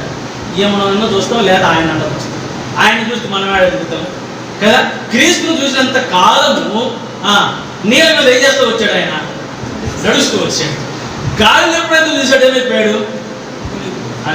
కానీ ఆత్మీయ జీవితంలో మన ఎదుగుదల ఎలా ఉండాలంటే క్రీస్తు వలె ఆయన చూస్తూ ఆయన వలె ఎదుగుతూ రావాలి. మొదటి తలంపు అదైతే, యెహోవా మందిరంలో నాటబడిన కొన్ని వృక్షాలు ఉన్నాయి, వాటి వలె ఎదగాలనే తలంపు. కనుక మనం ఎట్లా ఎదుగుతూ రావాలి దేవుని యొక్క సన్నిధిలో అంటే ఆ వృక్షాలు వలె. మనం చెప్తూ వచ్చాం కదా, ఎట్లా ఎదగాలంటే మనం ఓ దాన్ని మనం కంపేర్ చేసుకుంటూ అది అలా ఉండాలి అనుకుంటాం. లేకపోతే ఒక ధీరుభాయ్ అంబానీ ఉన్నాడు అనుకోండి, ఆయన గురించి యూత్ చదువుతూ వస్తే ఏమంటే ఆయన మొదటి పెట్రోల్ బంకులు ఏం పోసేవాడంట? పెట్రోల్ పోస్తూ ఉండేవాడు. పెట్రోల్ పంపులో పెట్రోల్ పోసే పెట్రోల్ పంపు ఆ బాయ్ ఆ తర్వాత ఆ పెట్రోల్ సంస్థకు అధినేత అయిపోయాడు. విస్తారమైన కోట్లు గడించాడు అనేది మనం ఆయన గురించి చదువుతూ వస్తాం. చూసారా? ఎందుకని ఆయన ఎదుగుదల కంపేర్ చేసుకుంటూ పోతే ఎదుగుదలలో తను శ్రమిస్తూ వచ్చాడు. మన జీవితాల్లో కూడా ఇదిగో వీటి వలె మనం వెతగాలి. దేవుని సన్నిధిలో కొన్ని వృక్షాలు ఉన్నాయి, అవి ఆయన సన్నిధిలో నాటబడినాయి. అవి ఎట్లా ఎదుగుతూ ఉన్నాయో మన ఆత్మీయ జీవితంలో కూడా అట్లా ఎదగాలనే తలంపు. సంఖ్యాకాండము మొదటి తలంపులో 24వ అధ్యాయము 6వ వచనం. సంఖ్యాకాండం 24వ అధ్యాయము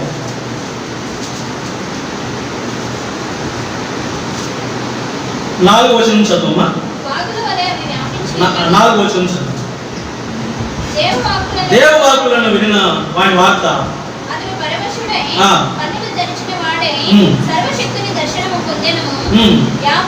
యాకోబు నీ గుడారములు ఇశ్రాయేలు నీ నివాస స్థలములు ఎంతో. ఇయే దేవుని యొక్క నివాస స్థలం. యాకోబు నీ గుడారములు ఇశ్రాయేలు నీ నివాస స్థలములు అవి ఎంతనో రమ్యమైన అంటు కింద అంటాడు. అవి వాగుల వలె వ్యాపించున్నవి, నదీ తీరమందని తోటల వలెను యెహోవా నాటిన. ఇప్పుడు కంపారిజన్ చేస్తున్నాడు.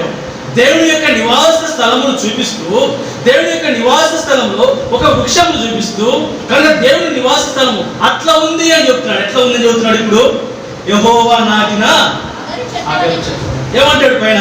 యాకోబు నీ గుడారములు ఇశ్రాయేలు నీ నివాస స్థలములు అవి ఎంతో రమ్యంగా కనపడుతున్నాయి. ఎందుకంటే అంత రమ్యంగా కనపడటానికి ఆడ ఏం నాటబడ్డాయి?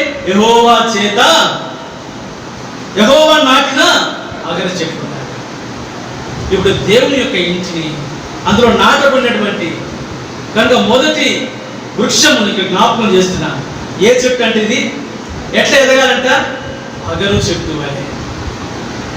అలోస్ అనేటువంటి నేమ్ దీనికి అగరు చెట్టు. ఇప్పుడు మనం అగరు చెట్టు వలె ఎదగాలంట దేవుని.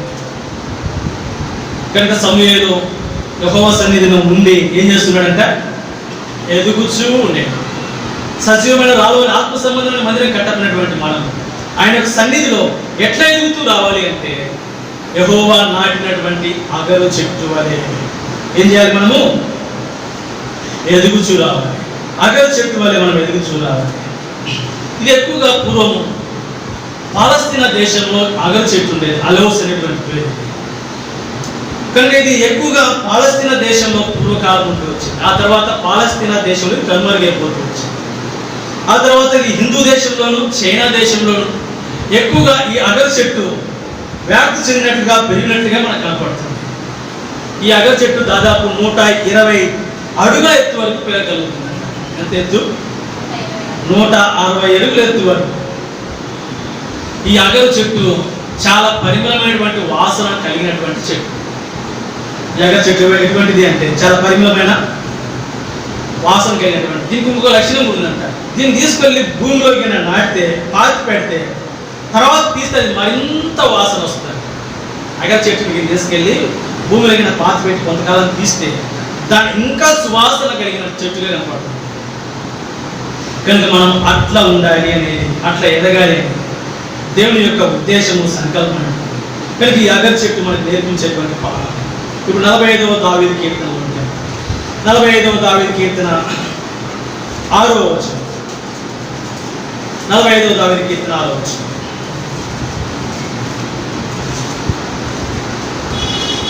దేవా, నీ సింహాసనము నిరంతరము నిలుచును. నీ రాజదండము న్యాయార్థమైన దండము. నీవు నీతిని ప్రేమించి భక్తిహీనతను ద్వేషించుచున్నావు. కింద 40 చదువుతున్నాము. 8వ వచనం చదువు.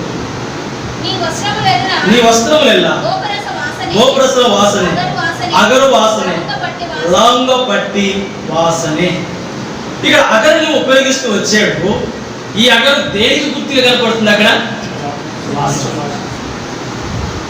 కనుక లవంగ అగరు వాసన దేనికి గుర్తుగా కనపడుతుంది? అగరు వాసన. వాసన అనే దైవగ్రంథంలో దేనికి గుర్తు అని అంటే అది సాక్ష్యమునకు, పేరుకు గుర్తు. అందుకే నీ పేరు పోయబడిన పరిమళ తైలముతో సమానం. కనుక దేవుని యొక్క ఇంటిలో మనం ఎట్లా ఎదుగుతూ రావాలి అంటే అగరు చెట్టు వలె ఎదుగుతూ రావాలి. అది ఎంత పరిమళమైనటువంటి వాసన కలిగి ఉంటుందో దేవుని యొక్క ఇంట్లో అగరు చెట్టు వలె అతి పరిమళమైనటువంటి వాసన కలిగినటువంటి ఆత్మ సంబంధమైన జీవితం కలిగినటువంటి ప్రజలుగా దేవుని ఇంట్లో మనం ఉండాలి. ఆత్మ సంబంధమైన సజీవమైన రాళ్ళ వలె ఉండి ఆత్మ సంబంధమైన మందిరంగా కట్టబడినటువంటి మనం పరిమళ వాసన కలిగినటువంటి అనుభవం అగరు చెట్టు వలె మనం కలిగి వారి. అందుకే సామెతల గ్రంథం 7వ అధ్యాయం మనం చూస్తాం మాట. సామెతల గ్రంథం 7వ అధ్యాయం 17వ వచనం. సామెతల గ్రంథము 7వ అధ్యాయం 17వ వచనం. నా పరుపు మీద గోడము అగరు కారపు చెక్క చల్లి ఉన్నాను. ఏమంటాడు ఇప్పుడు? అగరు కారపు చెక్క దేని మీద అంట? నా పరుపు మీద గోళమును అగరు కారపు చెక్కను కింద దాని తోల్చిన చెక్క. కానీ వాళ్ళు ఆ దినాలు అట్లా చేస్తూ ఉండేవాడు. ఎందుకంటే ఇప్పుడంటే ఏం వేసుకుంటారు? అన్ని రకరకాల ఫ్లవర్స్తో తన బెడ్ని అరేంజ్ చేసుకుంటారు. ఆ దినాల్లో సువాసన కొరకు ఏం వాల్చేవాళ్ళంట? అగరపు కారపు చెక్క. కానీ ఈ అగర సువాసనని ఇచ్చేటువంటి గుణము కలిగినటువంటి చెట్టుగా మనకు అర్థమవుతుంది. అందుకే ఈ సువాసన కలిగినటువంటి ఆత్మ సంబంధమైన జీవితం మనకు అవసరం. దేనిలో ఎదగాలి అంటే సువాసనలో ఎదగాలి. అందుకే మత్తయి సువార్తలో ఒక ఉపమానాన్ని నేను జ్ఞాపకం చేస్తాను, అర్థమైనటువంటి. మత్తయి సువార్త 26వ అధ్యాయం 6వ వచనం నుంచి మనం ఈ మొత్తం చదవలేము, కానీ తర్వాత మీరు చదవండి 6 నుంచి 13 వచనాలు. ఇప్పుడు మనకు కావాల్సినటువంటి వచనం 13వ వచనం, 12-13 వచనాలు. ఈమె ఈ అత్తరు నా శరీరము మీద పోసి నా భూస్థాపన నిమిత్తం దీనిని చేసింది. సర్వలోకమందు ఈ స్వార్థ ఎక్కడ ప్రకటింపబడునో అక్కడ చేసినది ఇలా జ్ఞాపకార్థంగా. కనుక ఈమె సువాసన కలిగినటువంటి జీవితం ఏం చేస్తూ వచ్చింది అంటే ఒక అచ్చ జటామాంసి సేనర తీసుకుని వచ్చి యేసు పాదముల మీద పూసి ఆయన తల తల దులిసినప్పుడు ఆ ఇల్లు ఏం నిండిపోయిందంట? సువాసనతో నిండిపోయింది. కనుక ఎప్పుడైతే సువాసనతో నిండిపోయిందో శిష్యులకి ఇప్పుడు కోపం వచ్చింది. ఇదెందుకు కొంత వెల కమ్మి పేదలకు ఇస్తే వాళ్ళు సహాయం చేసినట్లుగా ఉంది కదా అంటూ వ్యసన పడుతూ వచ్చినప్పుడు ప్రభు ఇప్పుడు అన్నటువంటి మాట, ఈమె జీవితం సువాసనకరం, ఈమె సాక్ష్యం, వీడి గురించి సాక్ష్యం చెబుతున్నాడు ప్రభు. ఈ సువార్త ఎక్కడ ప్రకటింపబడును అక్కడ ఈమె చేసినది. కనుక సువాసనకి అర్థం అదే, నువ్వు చేసినది నీకు వాసనగా ఉంటుంది. నువ్వు చేసిన పని, నువ్వు చేసిన కార్యము నిన్ను గుర్చినటువంటి సువాసనగా తెలియజేస్తూ ఉంది. మంచి పనులు చేస్తే మంచి వాసన వస్తుంది కదా, చెడ్డ పనులు చేస్తే అది కూడా వాసన వస్తుంది. మంచి వాసన ఉంటుంది, చెడ్డ వాసన ఉంటుంది కదా. అగరు అనేది ఇది సువాసనకరమైనటువంటి జీవితం. నీ ఆత్మీయ జీవితంలో దేవుని యొక్క ఇంటిలో, దేవుని సన్నిధిలో మనం ఎట్లా ఎదుగుతూ రావాలి అంటే అగరు చెట్టు వలె. అగరు చెట్టు సువాసన కలిగినది. నీ ఆత్మీయ జీవితం దేవుని యొక్క ఇంట్లో ఎట్లా ఎదుగుతూ రావాలి అని అంటే నువ్వు చేసినది సువాసన. ఎట్లా వస్తుంది సువాసన అంటే, ఈమె చేసినది ఏం చేసిందంట, ఈమె జ్ఞాపకార్థంగా ప్రశంసింపబడదు. నా విషయమే ఈమె చేసినటువంటి కార్యము, నా భూస్థాపన నిమిత్తము దీనిని ప్రభు కొరకై, ప్రభు నిమిత్తమై నువ్వు చేసేటువంటి పని, అది నీకు సువాసనకరమైనటువంటి జీవితం దేవుని యొక్క ఇంటిలో నీకు తెలియజేస్తూ ఉంది. అగరబత్తి అనేది, అగరు చెట్టు అనేది అట్లా మనం ఎదుగుతూ రావాలని చెప్పడంలో, అగరు చెట్టు వల్ల ఎదుగుతూ రావాలని చెప్పబడుతున్నటువంటి మాటలు అర్థం ఏంటి అంటే, నీ యొక్క జీవితము, నువ్వు చేసేటువంటి పనులు, కార్యములు దేవుని యొక్క ఇంటిలో నీకు సువాసన తెచ్చేదిగా, మంచి పేరు తెచ్చేదిగా, మంచి ఖ్యాతిని తెచ్చేదిగా ఉండాలి అనేది అగరు మనకు తెలియజేసినటువంటి సంగతి ఏంటంటే, అందుకే మార్కు సువార్త 12వ అధ్యాయంలో మార్కు సువార్త 12వ అధ్యాయం 42వ వచనంలో, మార్కు సువార్త 12వ అధ్యాయం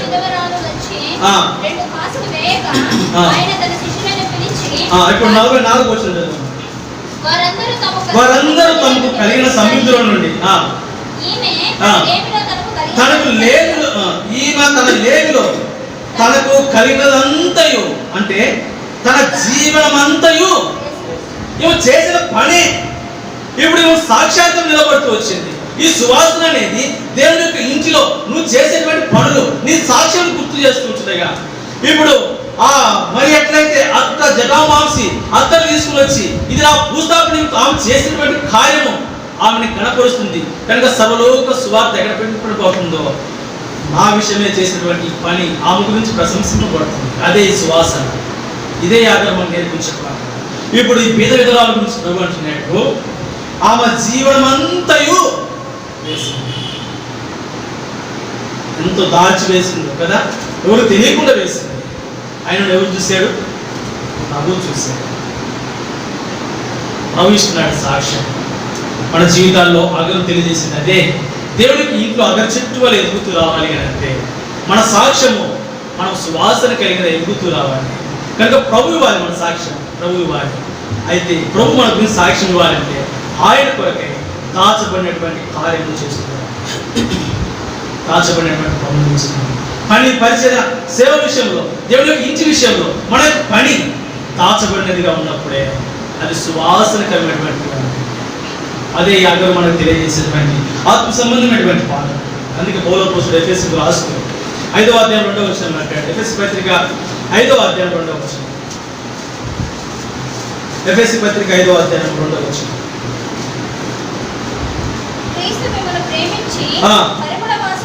ఎలా ఉంటు కొరకు మనము పరిమళ వాసనగా ఉంటాం. పరిమళ వాసన ఇచ్చేది అగరు చెట్టు.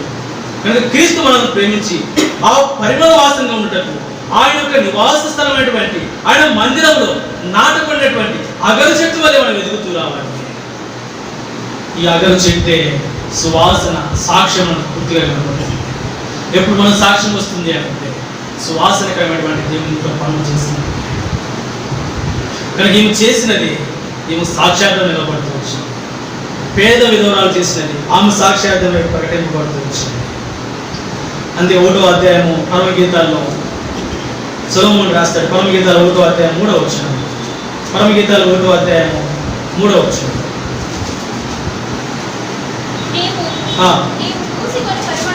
నీవు పూసుకొని పరిమళ తైలం సువాసన గలది, నీ పేరు పోయబడిన పరిమళ తైలముతో. కానీ మన పేరు రావాలి, మన పేరు పరిమళ తైలంతో సమానంగా ఉండాలి అన్న సంగతి అగరు చెట్టు మనకు తెలియజేస్తుంది. ఇప్పుడు ఆలోచించండి, మన పేరు బయట ఎలా ఉంది? పోయబడిన పరిమళ తైలంతో అగరు చెట్టు వలె సువాసనకరమైనటువంటి పేరు సంపాదిస్తూ వచ్చాము. వెండి బంగారముల కంటే మంచి పేరు కూడా కనుక అదే అగరు చెట్టు మనకు తెలియజేస్తుంది. మన గురించి, మన పేరు గురించి, మన శరీరం గురించి. కనుక పరిమళ తైలం వేయడం అగరు చెట్టు వలె దాచబడి ఆయన కొరకై మనం పనిచేస్తూ రావాలి అనేది అగరు చెట్టు మనకు తెలియజేస్తుంది. ఈ సంఘం పోబెట్టారా మొదటిగా ఎట్లా ఎదుగుతూ రావాలి అంటే అగరు చెట్టు వలె. ఇప్పుడు రెండో తలంపులోకి వెళ్తాం. సంఖ్యాకాండం 24వ అధ్యాయం 6వ వచనం. సంఖ్యాకాండం 24వ అధ్యాయం 6వ వచనం. సంఖ్యాకాండం 24వ అధ్యాయం 6వ వచనం. వాగుల వలె అవి వ్యాపించున్నవి,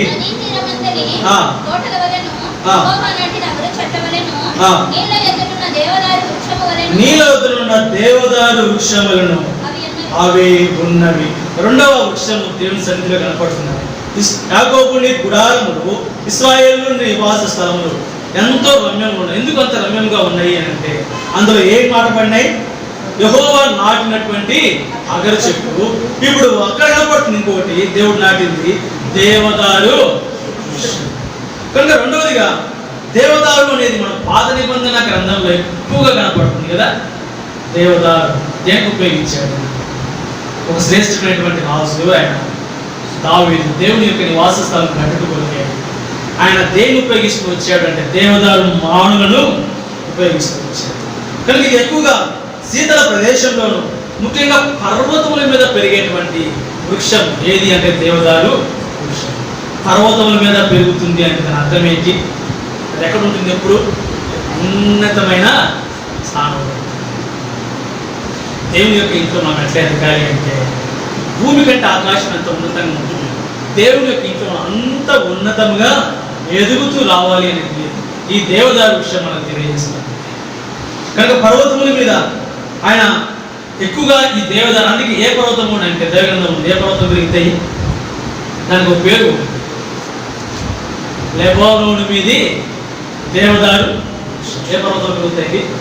లెబానోను మీద ఉన్నటువంటి దేవదారు. కనుక ఆ పర్వతాల మీద ఎక్కువగా పెరిగేటువంటిది ఉంటుంది.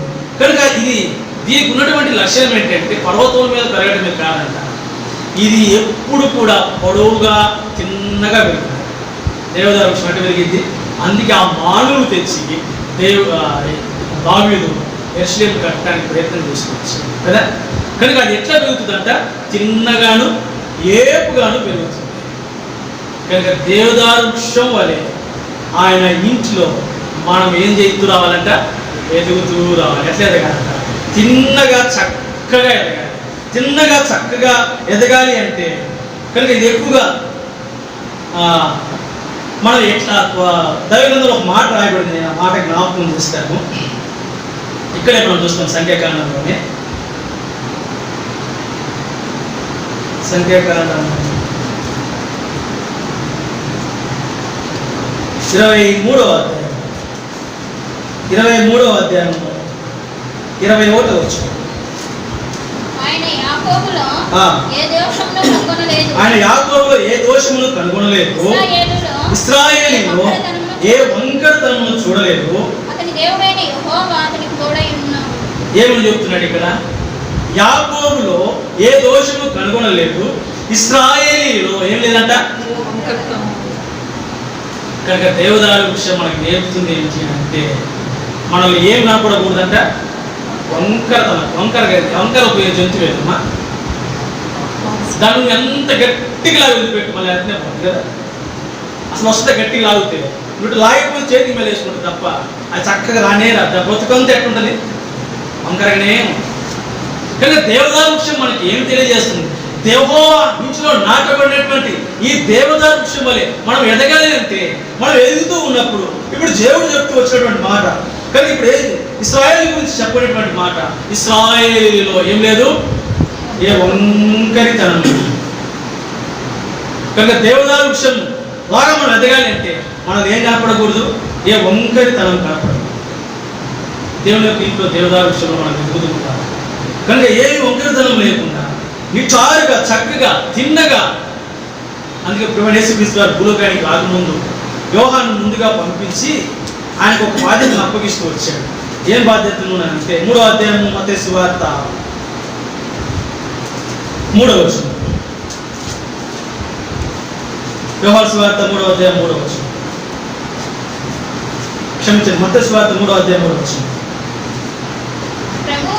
ప్రభు మార్గం సిద్ధపరచుడే, ఆయన త్రోవలు సరాలము చేయుడని అరణ్యంలో కేక వేయకని.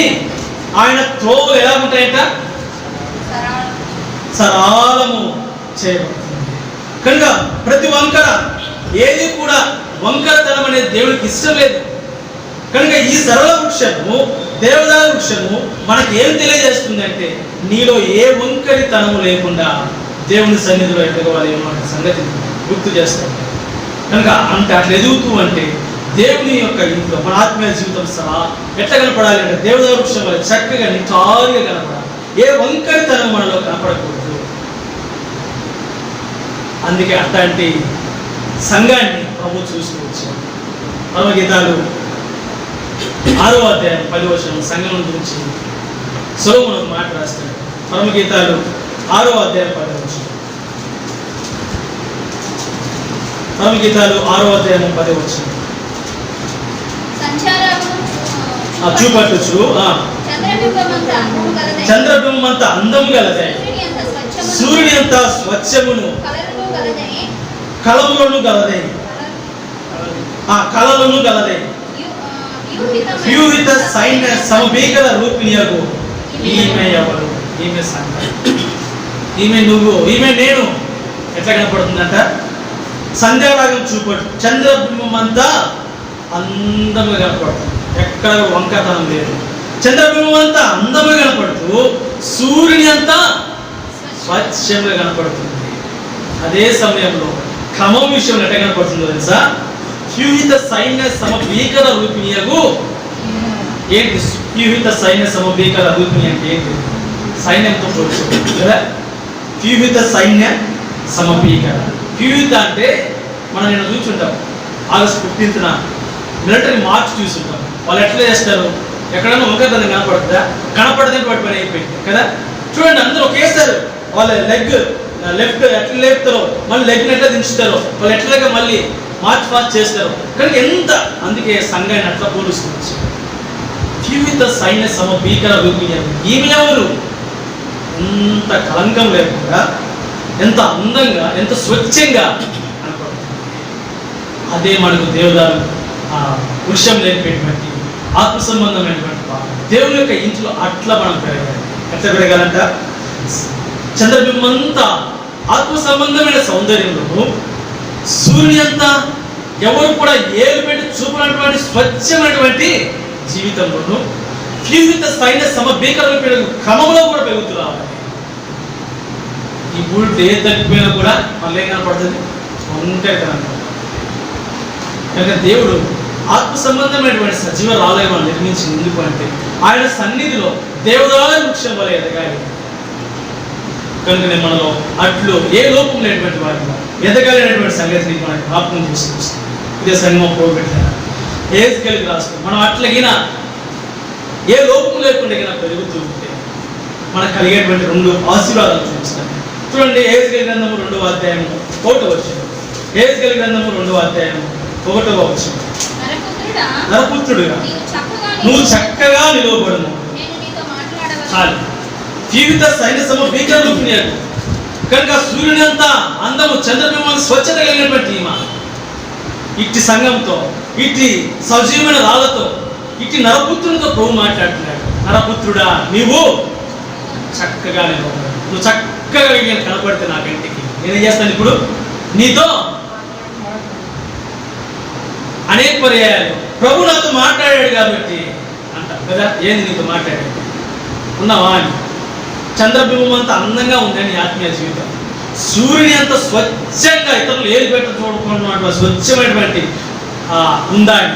జీవిత సైన్య సమభీకరేవు ఆ క్రమమైనటువంటి బ్రతుకు నీకు ఉందా అని. కనుక నరపుత్రుడు చక్కగా నిలబడితే నేను నీతో, నువ్వు అట్లా ఉంటే ప్రభు నీతో మాట్లాడతాడు. అనేకసార్లు మనకు అనుకూలమైన నాకు మాట్లాడేది ఇదిగో మాట ద్వారా ప్రభు నాతో మాట్లాడాడు కాబట్టి నేను చేస్తున్నాను ఈ పని. ఏం నీతో మాట్లాడాడు ప్రభు, ఎందుకు మాట్లాడతాడు? భక్సింగ్ గారు సాక్షి ఆయన మోకరించి తండ్రి అని అంటాడు. ఏమంటాడు ప్రభు అప్పుడు? ఏం నా కుమారుడు అంటాడు. చూసారా, భక్సింగ్ గారు తన జీవితంలో ఎక్కడైనా చంద్రబింబం అంతా సూర్యుని అంతా సైన్య సమభీకాల రూపునేకు ఆ సంగోపరి కట్టబడుతూ వచ్చాడు కాబట్టి నరపుత్రులను చక్కగా నిలబడి నేను నీతో అనేసార్లు తక్కువ విశ్వాసాలు పోగొట్టాను. ప్రభు మాట్లాడుతూ అభివృద్ధి నువ్వు అంతగా ఎదుగుతేనే ప్రభు నీతో మాట్లాడుతాడు. అంత స్వచ్ఛమైన జీవితం ఉంటే, అంత అందమైన జీవితం ఉంటే, ఆత్మ సంబంధమైన సౌందర్యాన్ని, భౌతిక సంబంధమైన సౌందర్యం అంటే క్రమమైనటువంటి ఫ్యూచర్ సైన్ ఎట్లా క్రమంలో ఉంటుంది ఆ క్రమమైన జీవితంలో ఉంటే ప్రభు నీతో ఏం చేస్తాడు? మాట్లాడు. అంతే తప్ప ప్రభు నాతో మాట్లాడని భ్రమపడి అనేకులు భ్రమపరచడు. ప్రభు నీతో మాట్లాడు. గుడ్డివాడి దారి చూపితేనే ఇద్దరు వైపు పొందవటం కదా. అనేకసార్లు నాతో మాట్లాడతాడు ప్రభు అన్నటువంటి అర్థం అదే. ప్రభు నీతో మాట్లాడతాడని చెబుతున్నావు, అనేకులు దోల తప్పిస్తున్నారు. నువ్వు పడేది కాక అందరినీ తీసుకెళ్ళా కొంతలో ఒకసారి పడేసి మళ్ళీ లేపుతి మళ్ళీ ఇంకోసారి పడే ఇదే పని.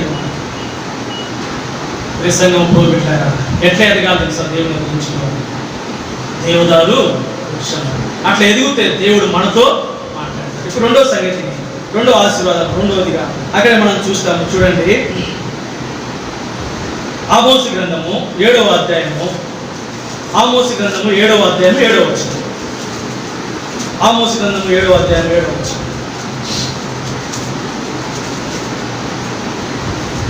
మరియు యెహోవా తాను మంటపు గుండు చేత పట్టుకొని గుండు పెట్టి చక్కగా కట్టబడిన ఒక గోడ మీద నిలవబడి ఇట్లు దర్శన రీతిగా నాకు కనపరిచాడు.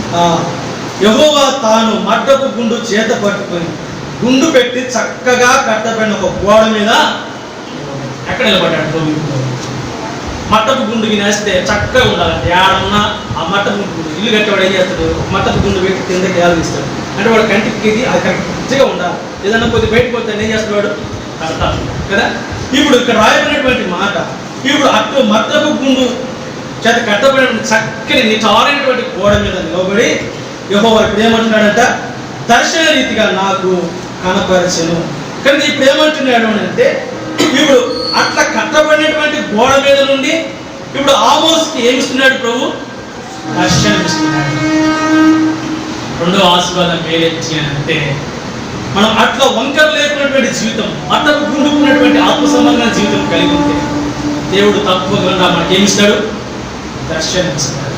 ఒకటి మాట్లాడతాడు, రెండవది ప్రభు మనకు దర్శనం ఇస్తాడు, దర్శిస్తూ వస్తాడు. రెండవదిగా దేవునికి ఇంట్లో ఎట్లా ఎదగాలి అంటే ఎట్లా ఎదగాలి? దేవదారు. మూడవది నేను క్లుప్తంగా చూపిస్తాను. మొదటి రాజుల గ్రంథము 5వ అధ్యాయం 10వ వచనం.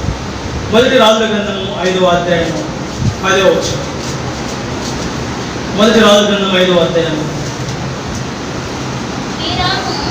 సొలొమోనునకు ఇష్టమైనంత మట్టుకు దేవదారు మ్రాణులను సరళపు మ్రాణులను పంపింపగా సొలొమోను హీరామునకును అతని చాలా ఏం మ్రాణులను పంపాడంట? యెరూషలేము దేవుని యొక్క మందిరంలో సరళ మ్రాణులు. మూడవదిగా సరళ సైప్రోస్ అంటారు ఇంగ్లీష్, సరళ మ్రాణు. మూడవదిగా దేవుని యొక్క ఇంట్లో మనం ఎట్లా ఎదగాలి అంటే సరళ మ్రాణు వలె. ఇది ఎక్కువ దినాలు జీవించేటువంటి మొక్క అంటారు, సరళ వృక్షం. దాని లైఫ్ స్పాన్ చాలా ఎక్కువ అంటారు, కొన్ని వందల సంవత్సరాలు బ్రతికింటారు. కనుక ఇటువంటి చెట్టు సరళ వృక్షానికి ఉన్నటువంటి స్వభావం ఏమిటి అని అంటే లాంగ్ లివింగ్ ట్రీ అన్నమాట సరళ వృక్షం అనేది. అంతేకాదు it is able to endure has circumstance, అంటే ఎటువంటి పరిస్థితుల్లోనైనా సరే అది దాని స్వభావం అర్థమవుతుందా?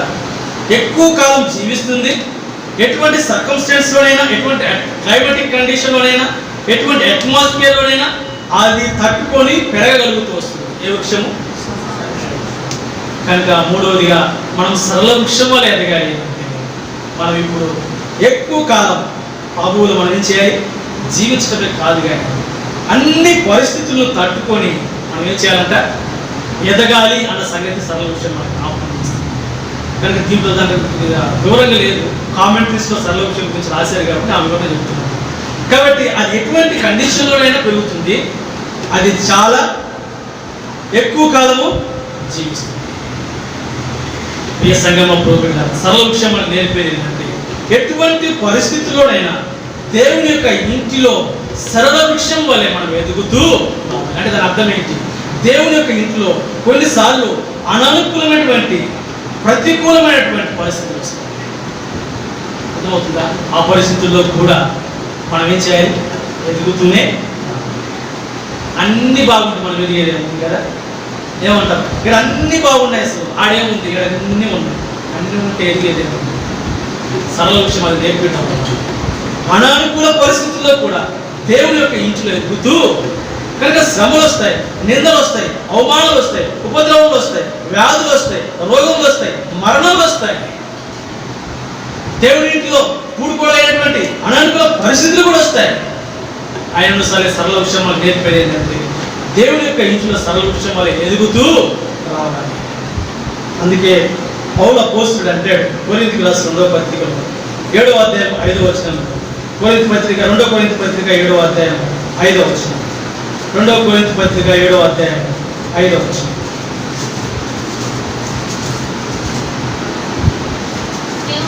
మేము మాసిదోనియాకు వచ్చినప్పుడు మా శరీరం ఏ మాత్రం విశ్రాంతి పొందలేదా? ఎక్కిపోయినను మాకు శ్రమే కలిగను, వెలుపట పోరాటములు, లోపట భయములు, ఇవే ప్రతికూల పరిస్థితులు. పౌలు అపోస్తలుడు మేము మాసిదోనియాకు వచ్చినప్పుడు మా శరీరంలోకి ఏ మాత్రం విశ్రాంతి కనుక ఎటుపోయినా మాకు శ్రమే, బయట పోరాటములు కనుక వెలుపట పోరాటములు, లోపటేమో భయములు. ఇటువంటి పరిస్థితుల్లో కూడా మనము దేవుడి యొక్క ఇంటిలో నాటుబడి ఎదుగుతూ రావాలి అనేది ఈ సరళ విషయం మనకు తెలియజేస్తాను. ప్రియ సంఘ విశ్వాసులారా, ధైర్యపడదు. దేవుడు ఎప్పుడు మనం ప్రతికూల పరిస్థితుల్లోనే ఉంచాడు, ఎప్పుడు మనకి ఇటువంటి గడ్డు పరిస్థితుల్లోనే ఉంచాడు. రాబో దినాలు శ్రేష్ఠకరమైన దినాలు ప్రభు మనం తీసుకెళ్ళాలి. ఎందుకు అంటే ఒక శ్రేష్టమైనటువంటి ఆనందదాయకమైనటువంటి పరిస్థితుల్లోకి మనం వెళ్ళాలి అంటే మొదట ప్రతికూల పరిస్థితుల్లో నుండే వెళ్ళాలి. అందుకే అదే సరళ విషయం మనకు తెలియజేసింది. ప్రతికూల పరిస్థితుల్లో కూడా అది ఎదుగుతూ వచ్చింది కాబట్టి ఇప్పుడు దేనికి ఉపయోగపడుతుంది? తీసుకుని వచ్చి దావీదు దేవుని యొక్క నివాస స్థలం కట్టుకొరకై ఆ కిటికీలు, ఆ ద్వారములు, అవన్నీ కూడా దేనితో తయారు చేసి దేనితో నిర్మిస్తూ వచ్చాడు? సరళ వృక్షం. ఈ సరళ వృక్షము దేనికి ఉపయోగిస్తూ వచ్చాడు? అలంకరణ కొరకు ఉపయోగిస్తూ వస్తాడంటే సరళ వృక్షాన్ని. కనుక దేవాలయంలో ఈ అలంకరణ వస్తువులన్నీ కూడా ఈ సరళ వృక్షంతోనే దావీదు నిర్మిస్తూ వచ్చాడు. కనుక ఇటువంటి పరిస్థితులు కూడా వెళ్ళినప్పుడే దేవుని యొక్క ఇంట్లో అలంకారంగా ఉంటారు. ఇటువంటి ప్రతికూల పరిస్థితుల్లో ఎల్లకాలం మనం ఉంటాం. ప్రభు ఒక శ్రేష్ఠకరమైనటువంటి ఆశీర్వాదకరమైనటువంటి ఆ సంఘం, ఆశీర్వాదకరమైనటువంటి ఆ స్థితిలోని ప్రభు మనం తీసుకెళ్తాం. అయితే ఇటువంటి ప్రతికూల పరిస్థితుల్లో కూడా ప్రభు కొరకే నిలవబడి ఎదుగు అన్న సంగతిని సరళ విషయం మనకు తెలియజేస్తాం. చివరిగా ముగింపు మాట తెలిసిన ముగిసిన అపోస్తల కార్యములు 27వ అధ్యాయము 20వ వచనం. అపోస్తల కార్యములు 27వ అధ్యాయము 20వ వచనం చదవండి. అపోస్తల కార్యములు 27వ అధ్యాయము 20వ వచనం. కొన్ని దినములు సూర్యుడైనను పెద్ద గాలి మా మీద కొట్టుతూ వచ్చెను, ప్రాణములతో తప్పించుకుందామన్న ఆశ కొద్దిగా పోయాను. వారు బహుకాలము భోజనం లేకున్నందున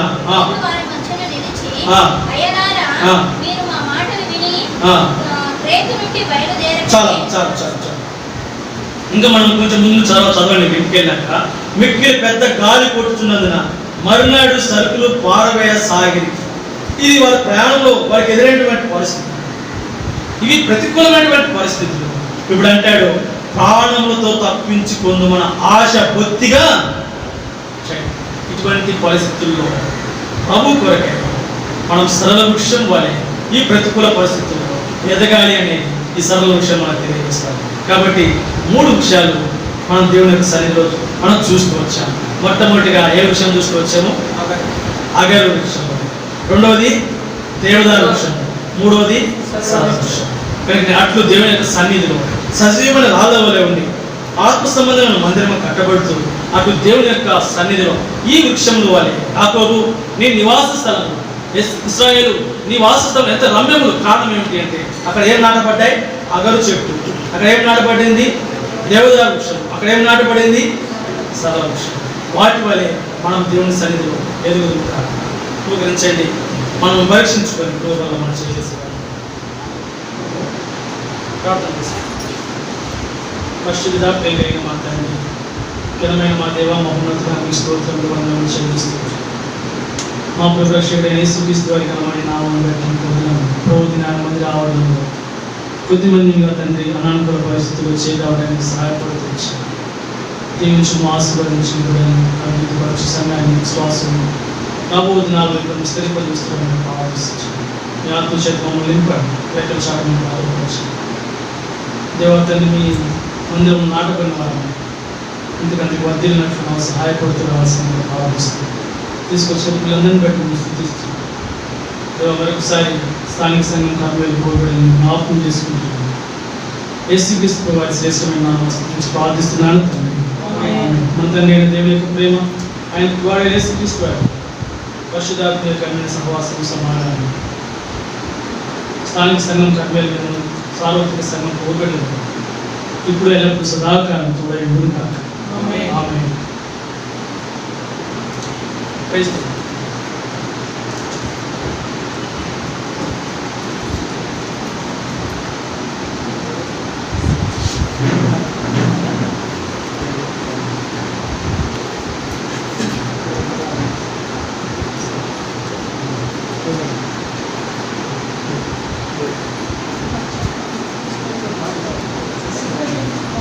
ఏం మర్చిపోయాను అది క్యాన్సర్ బుక్ చేసుకుంటారు కదా, అందుకే ఇంకో సౌకర్యం చెప్పేసాను.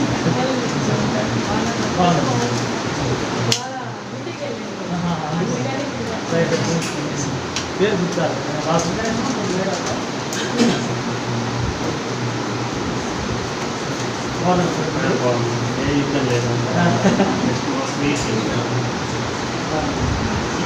పిల్లలు అక్కడే ఉంటారా?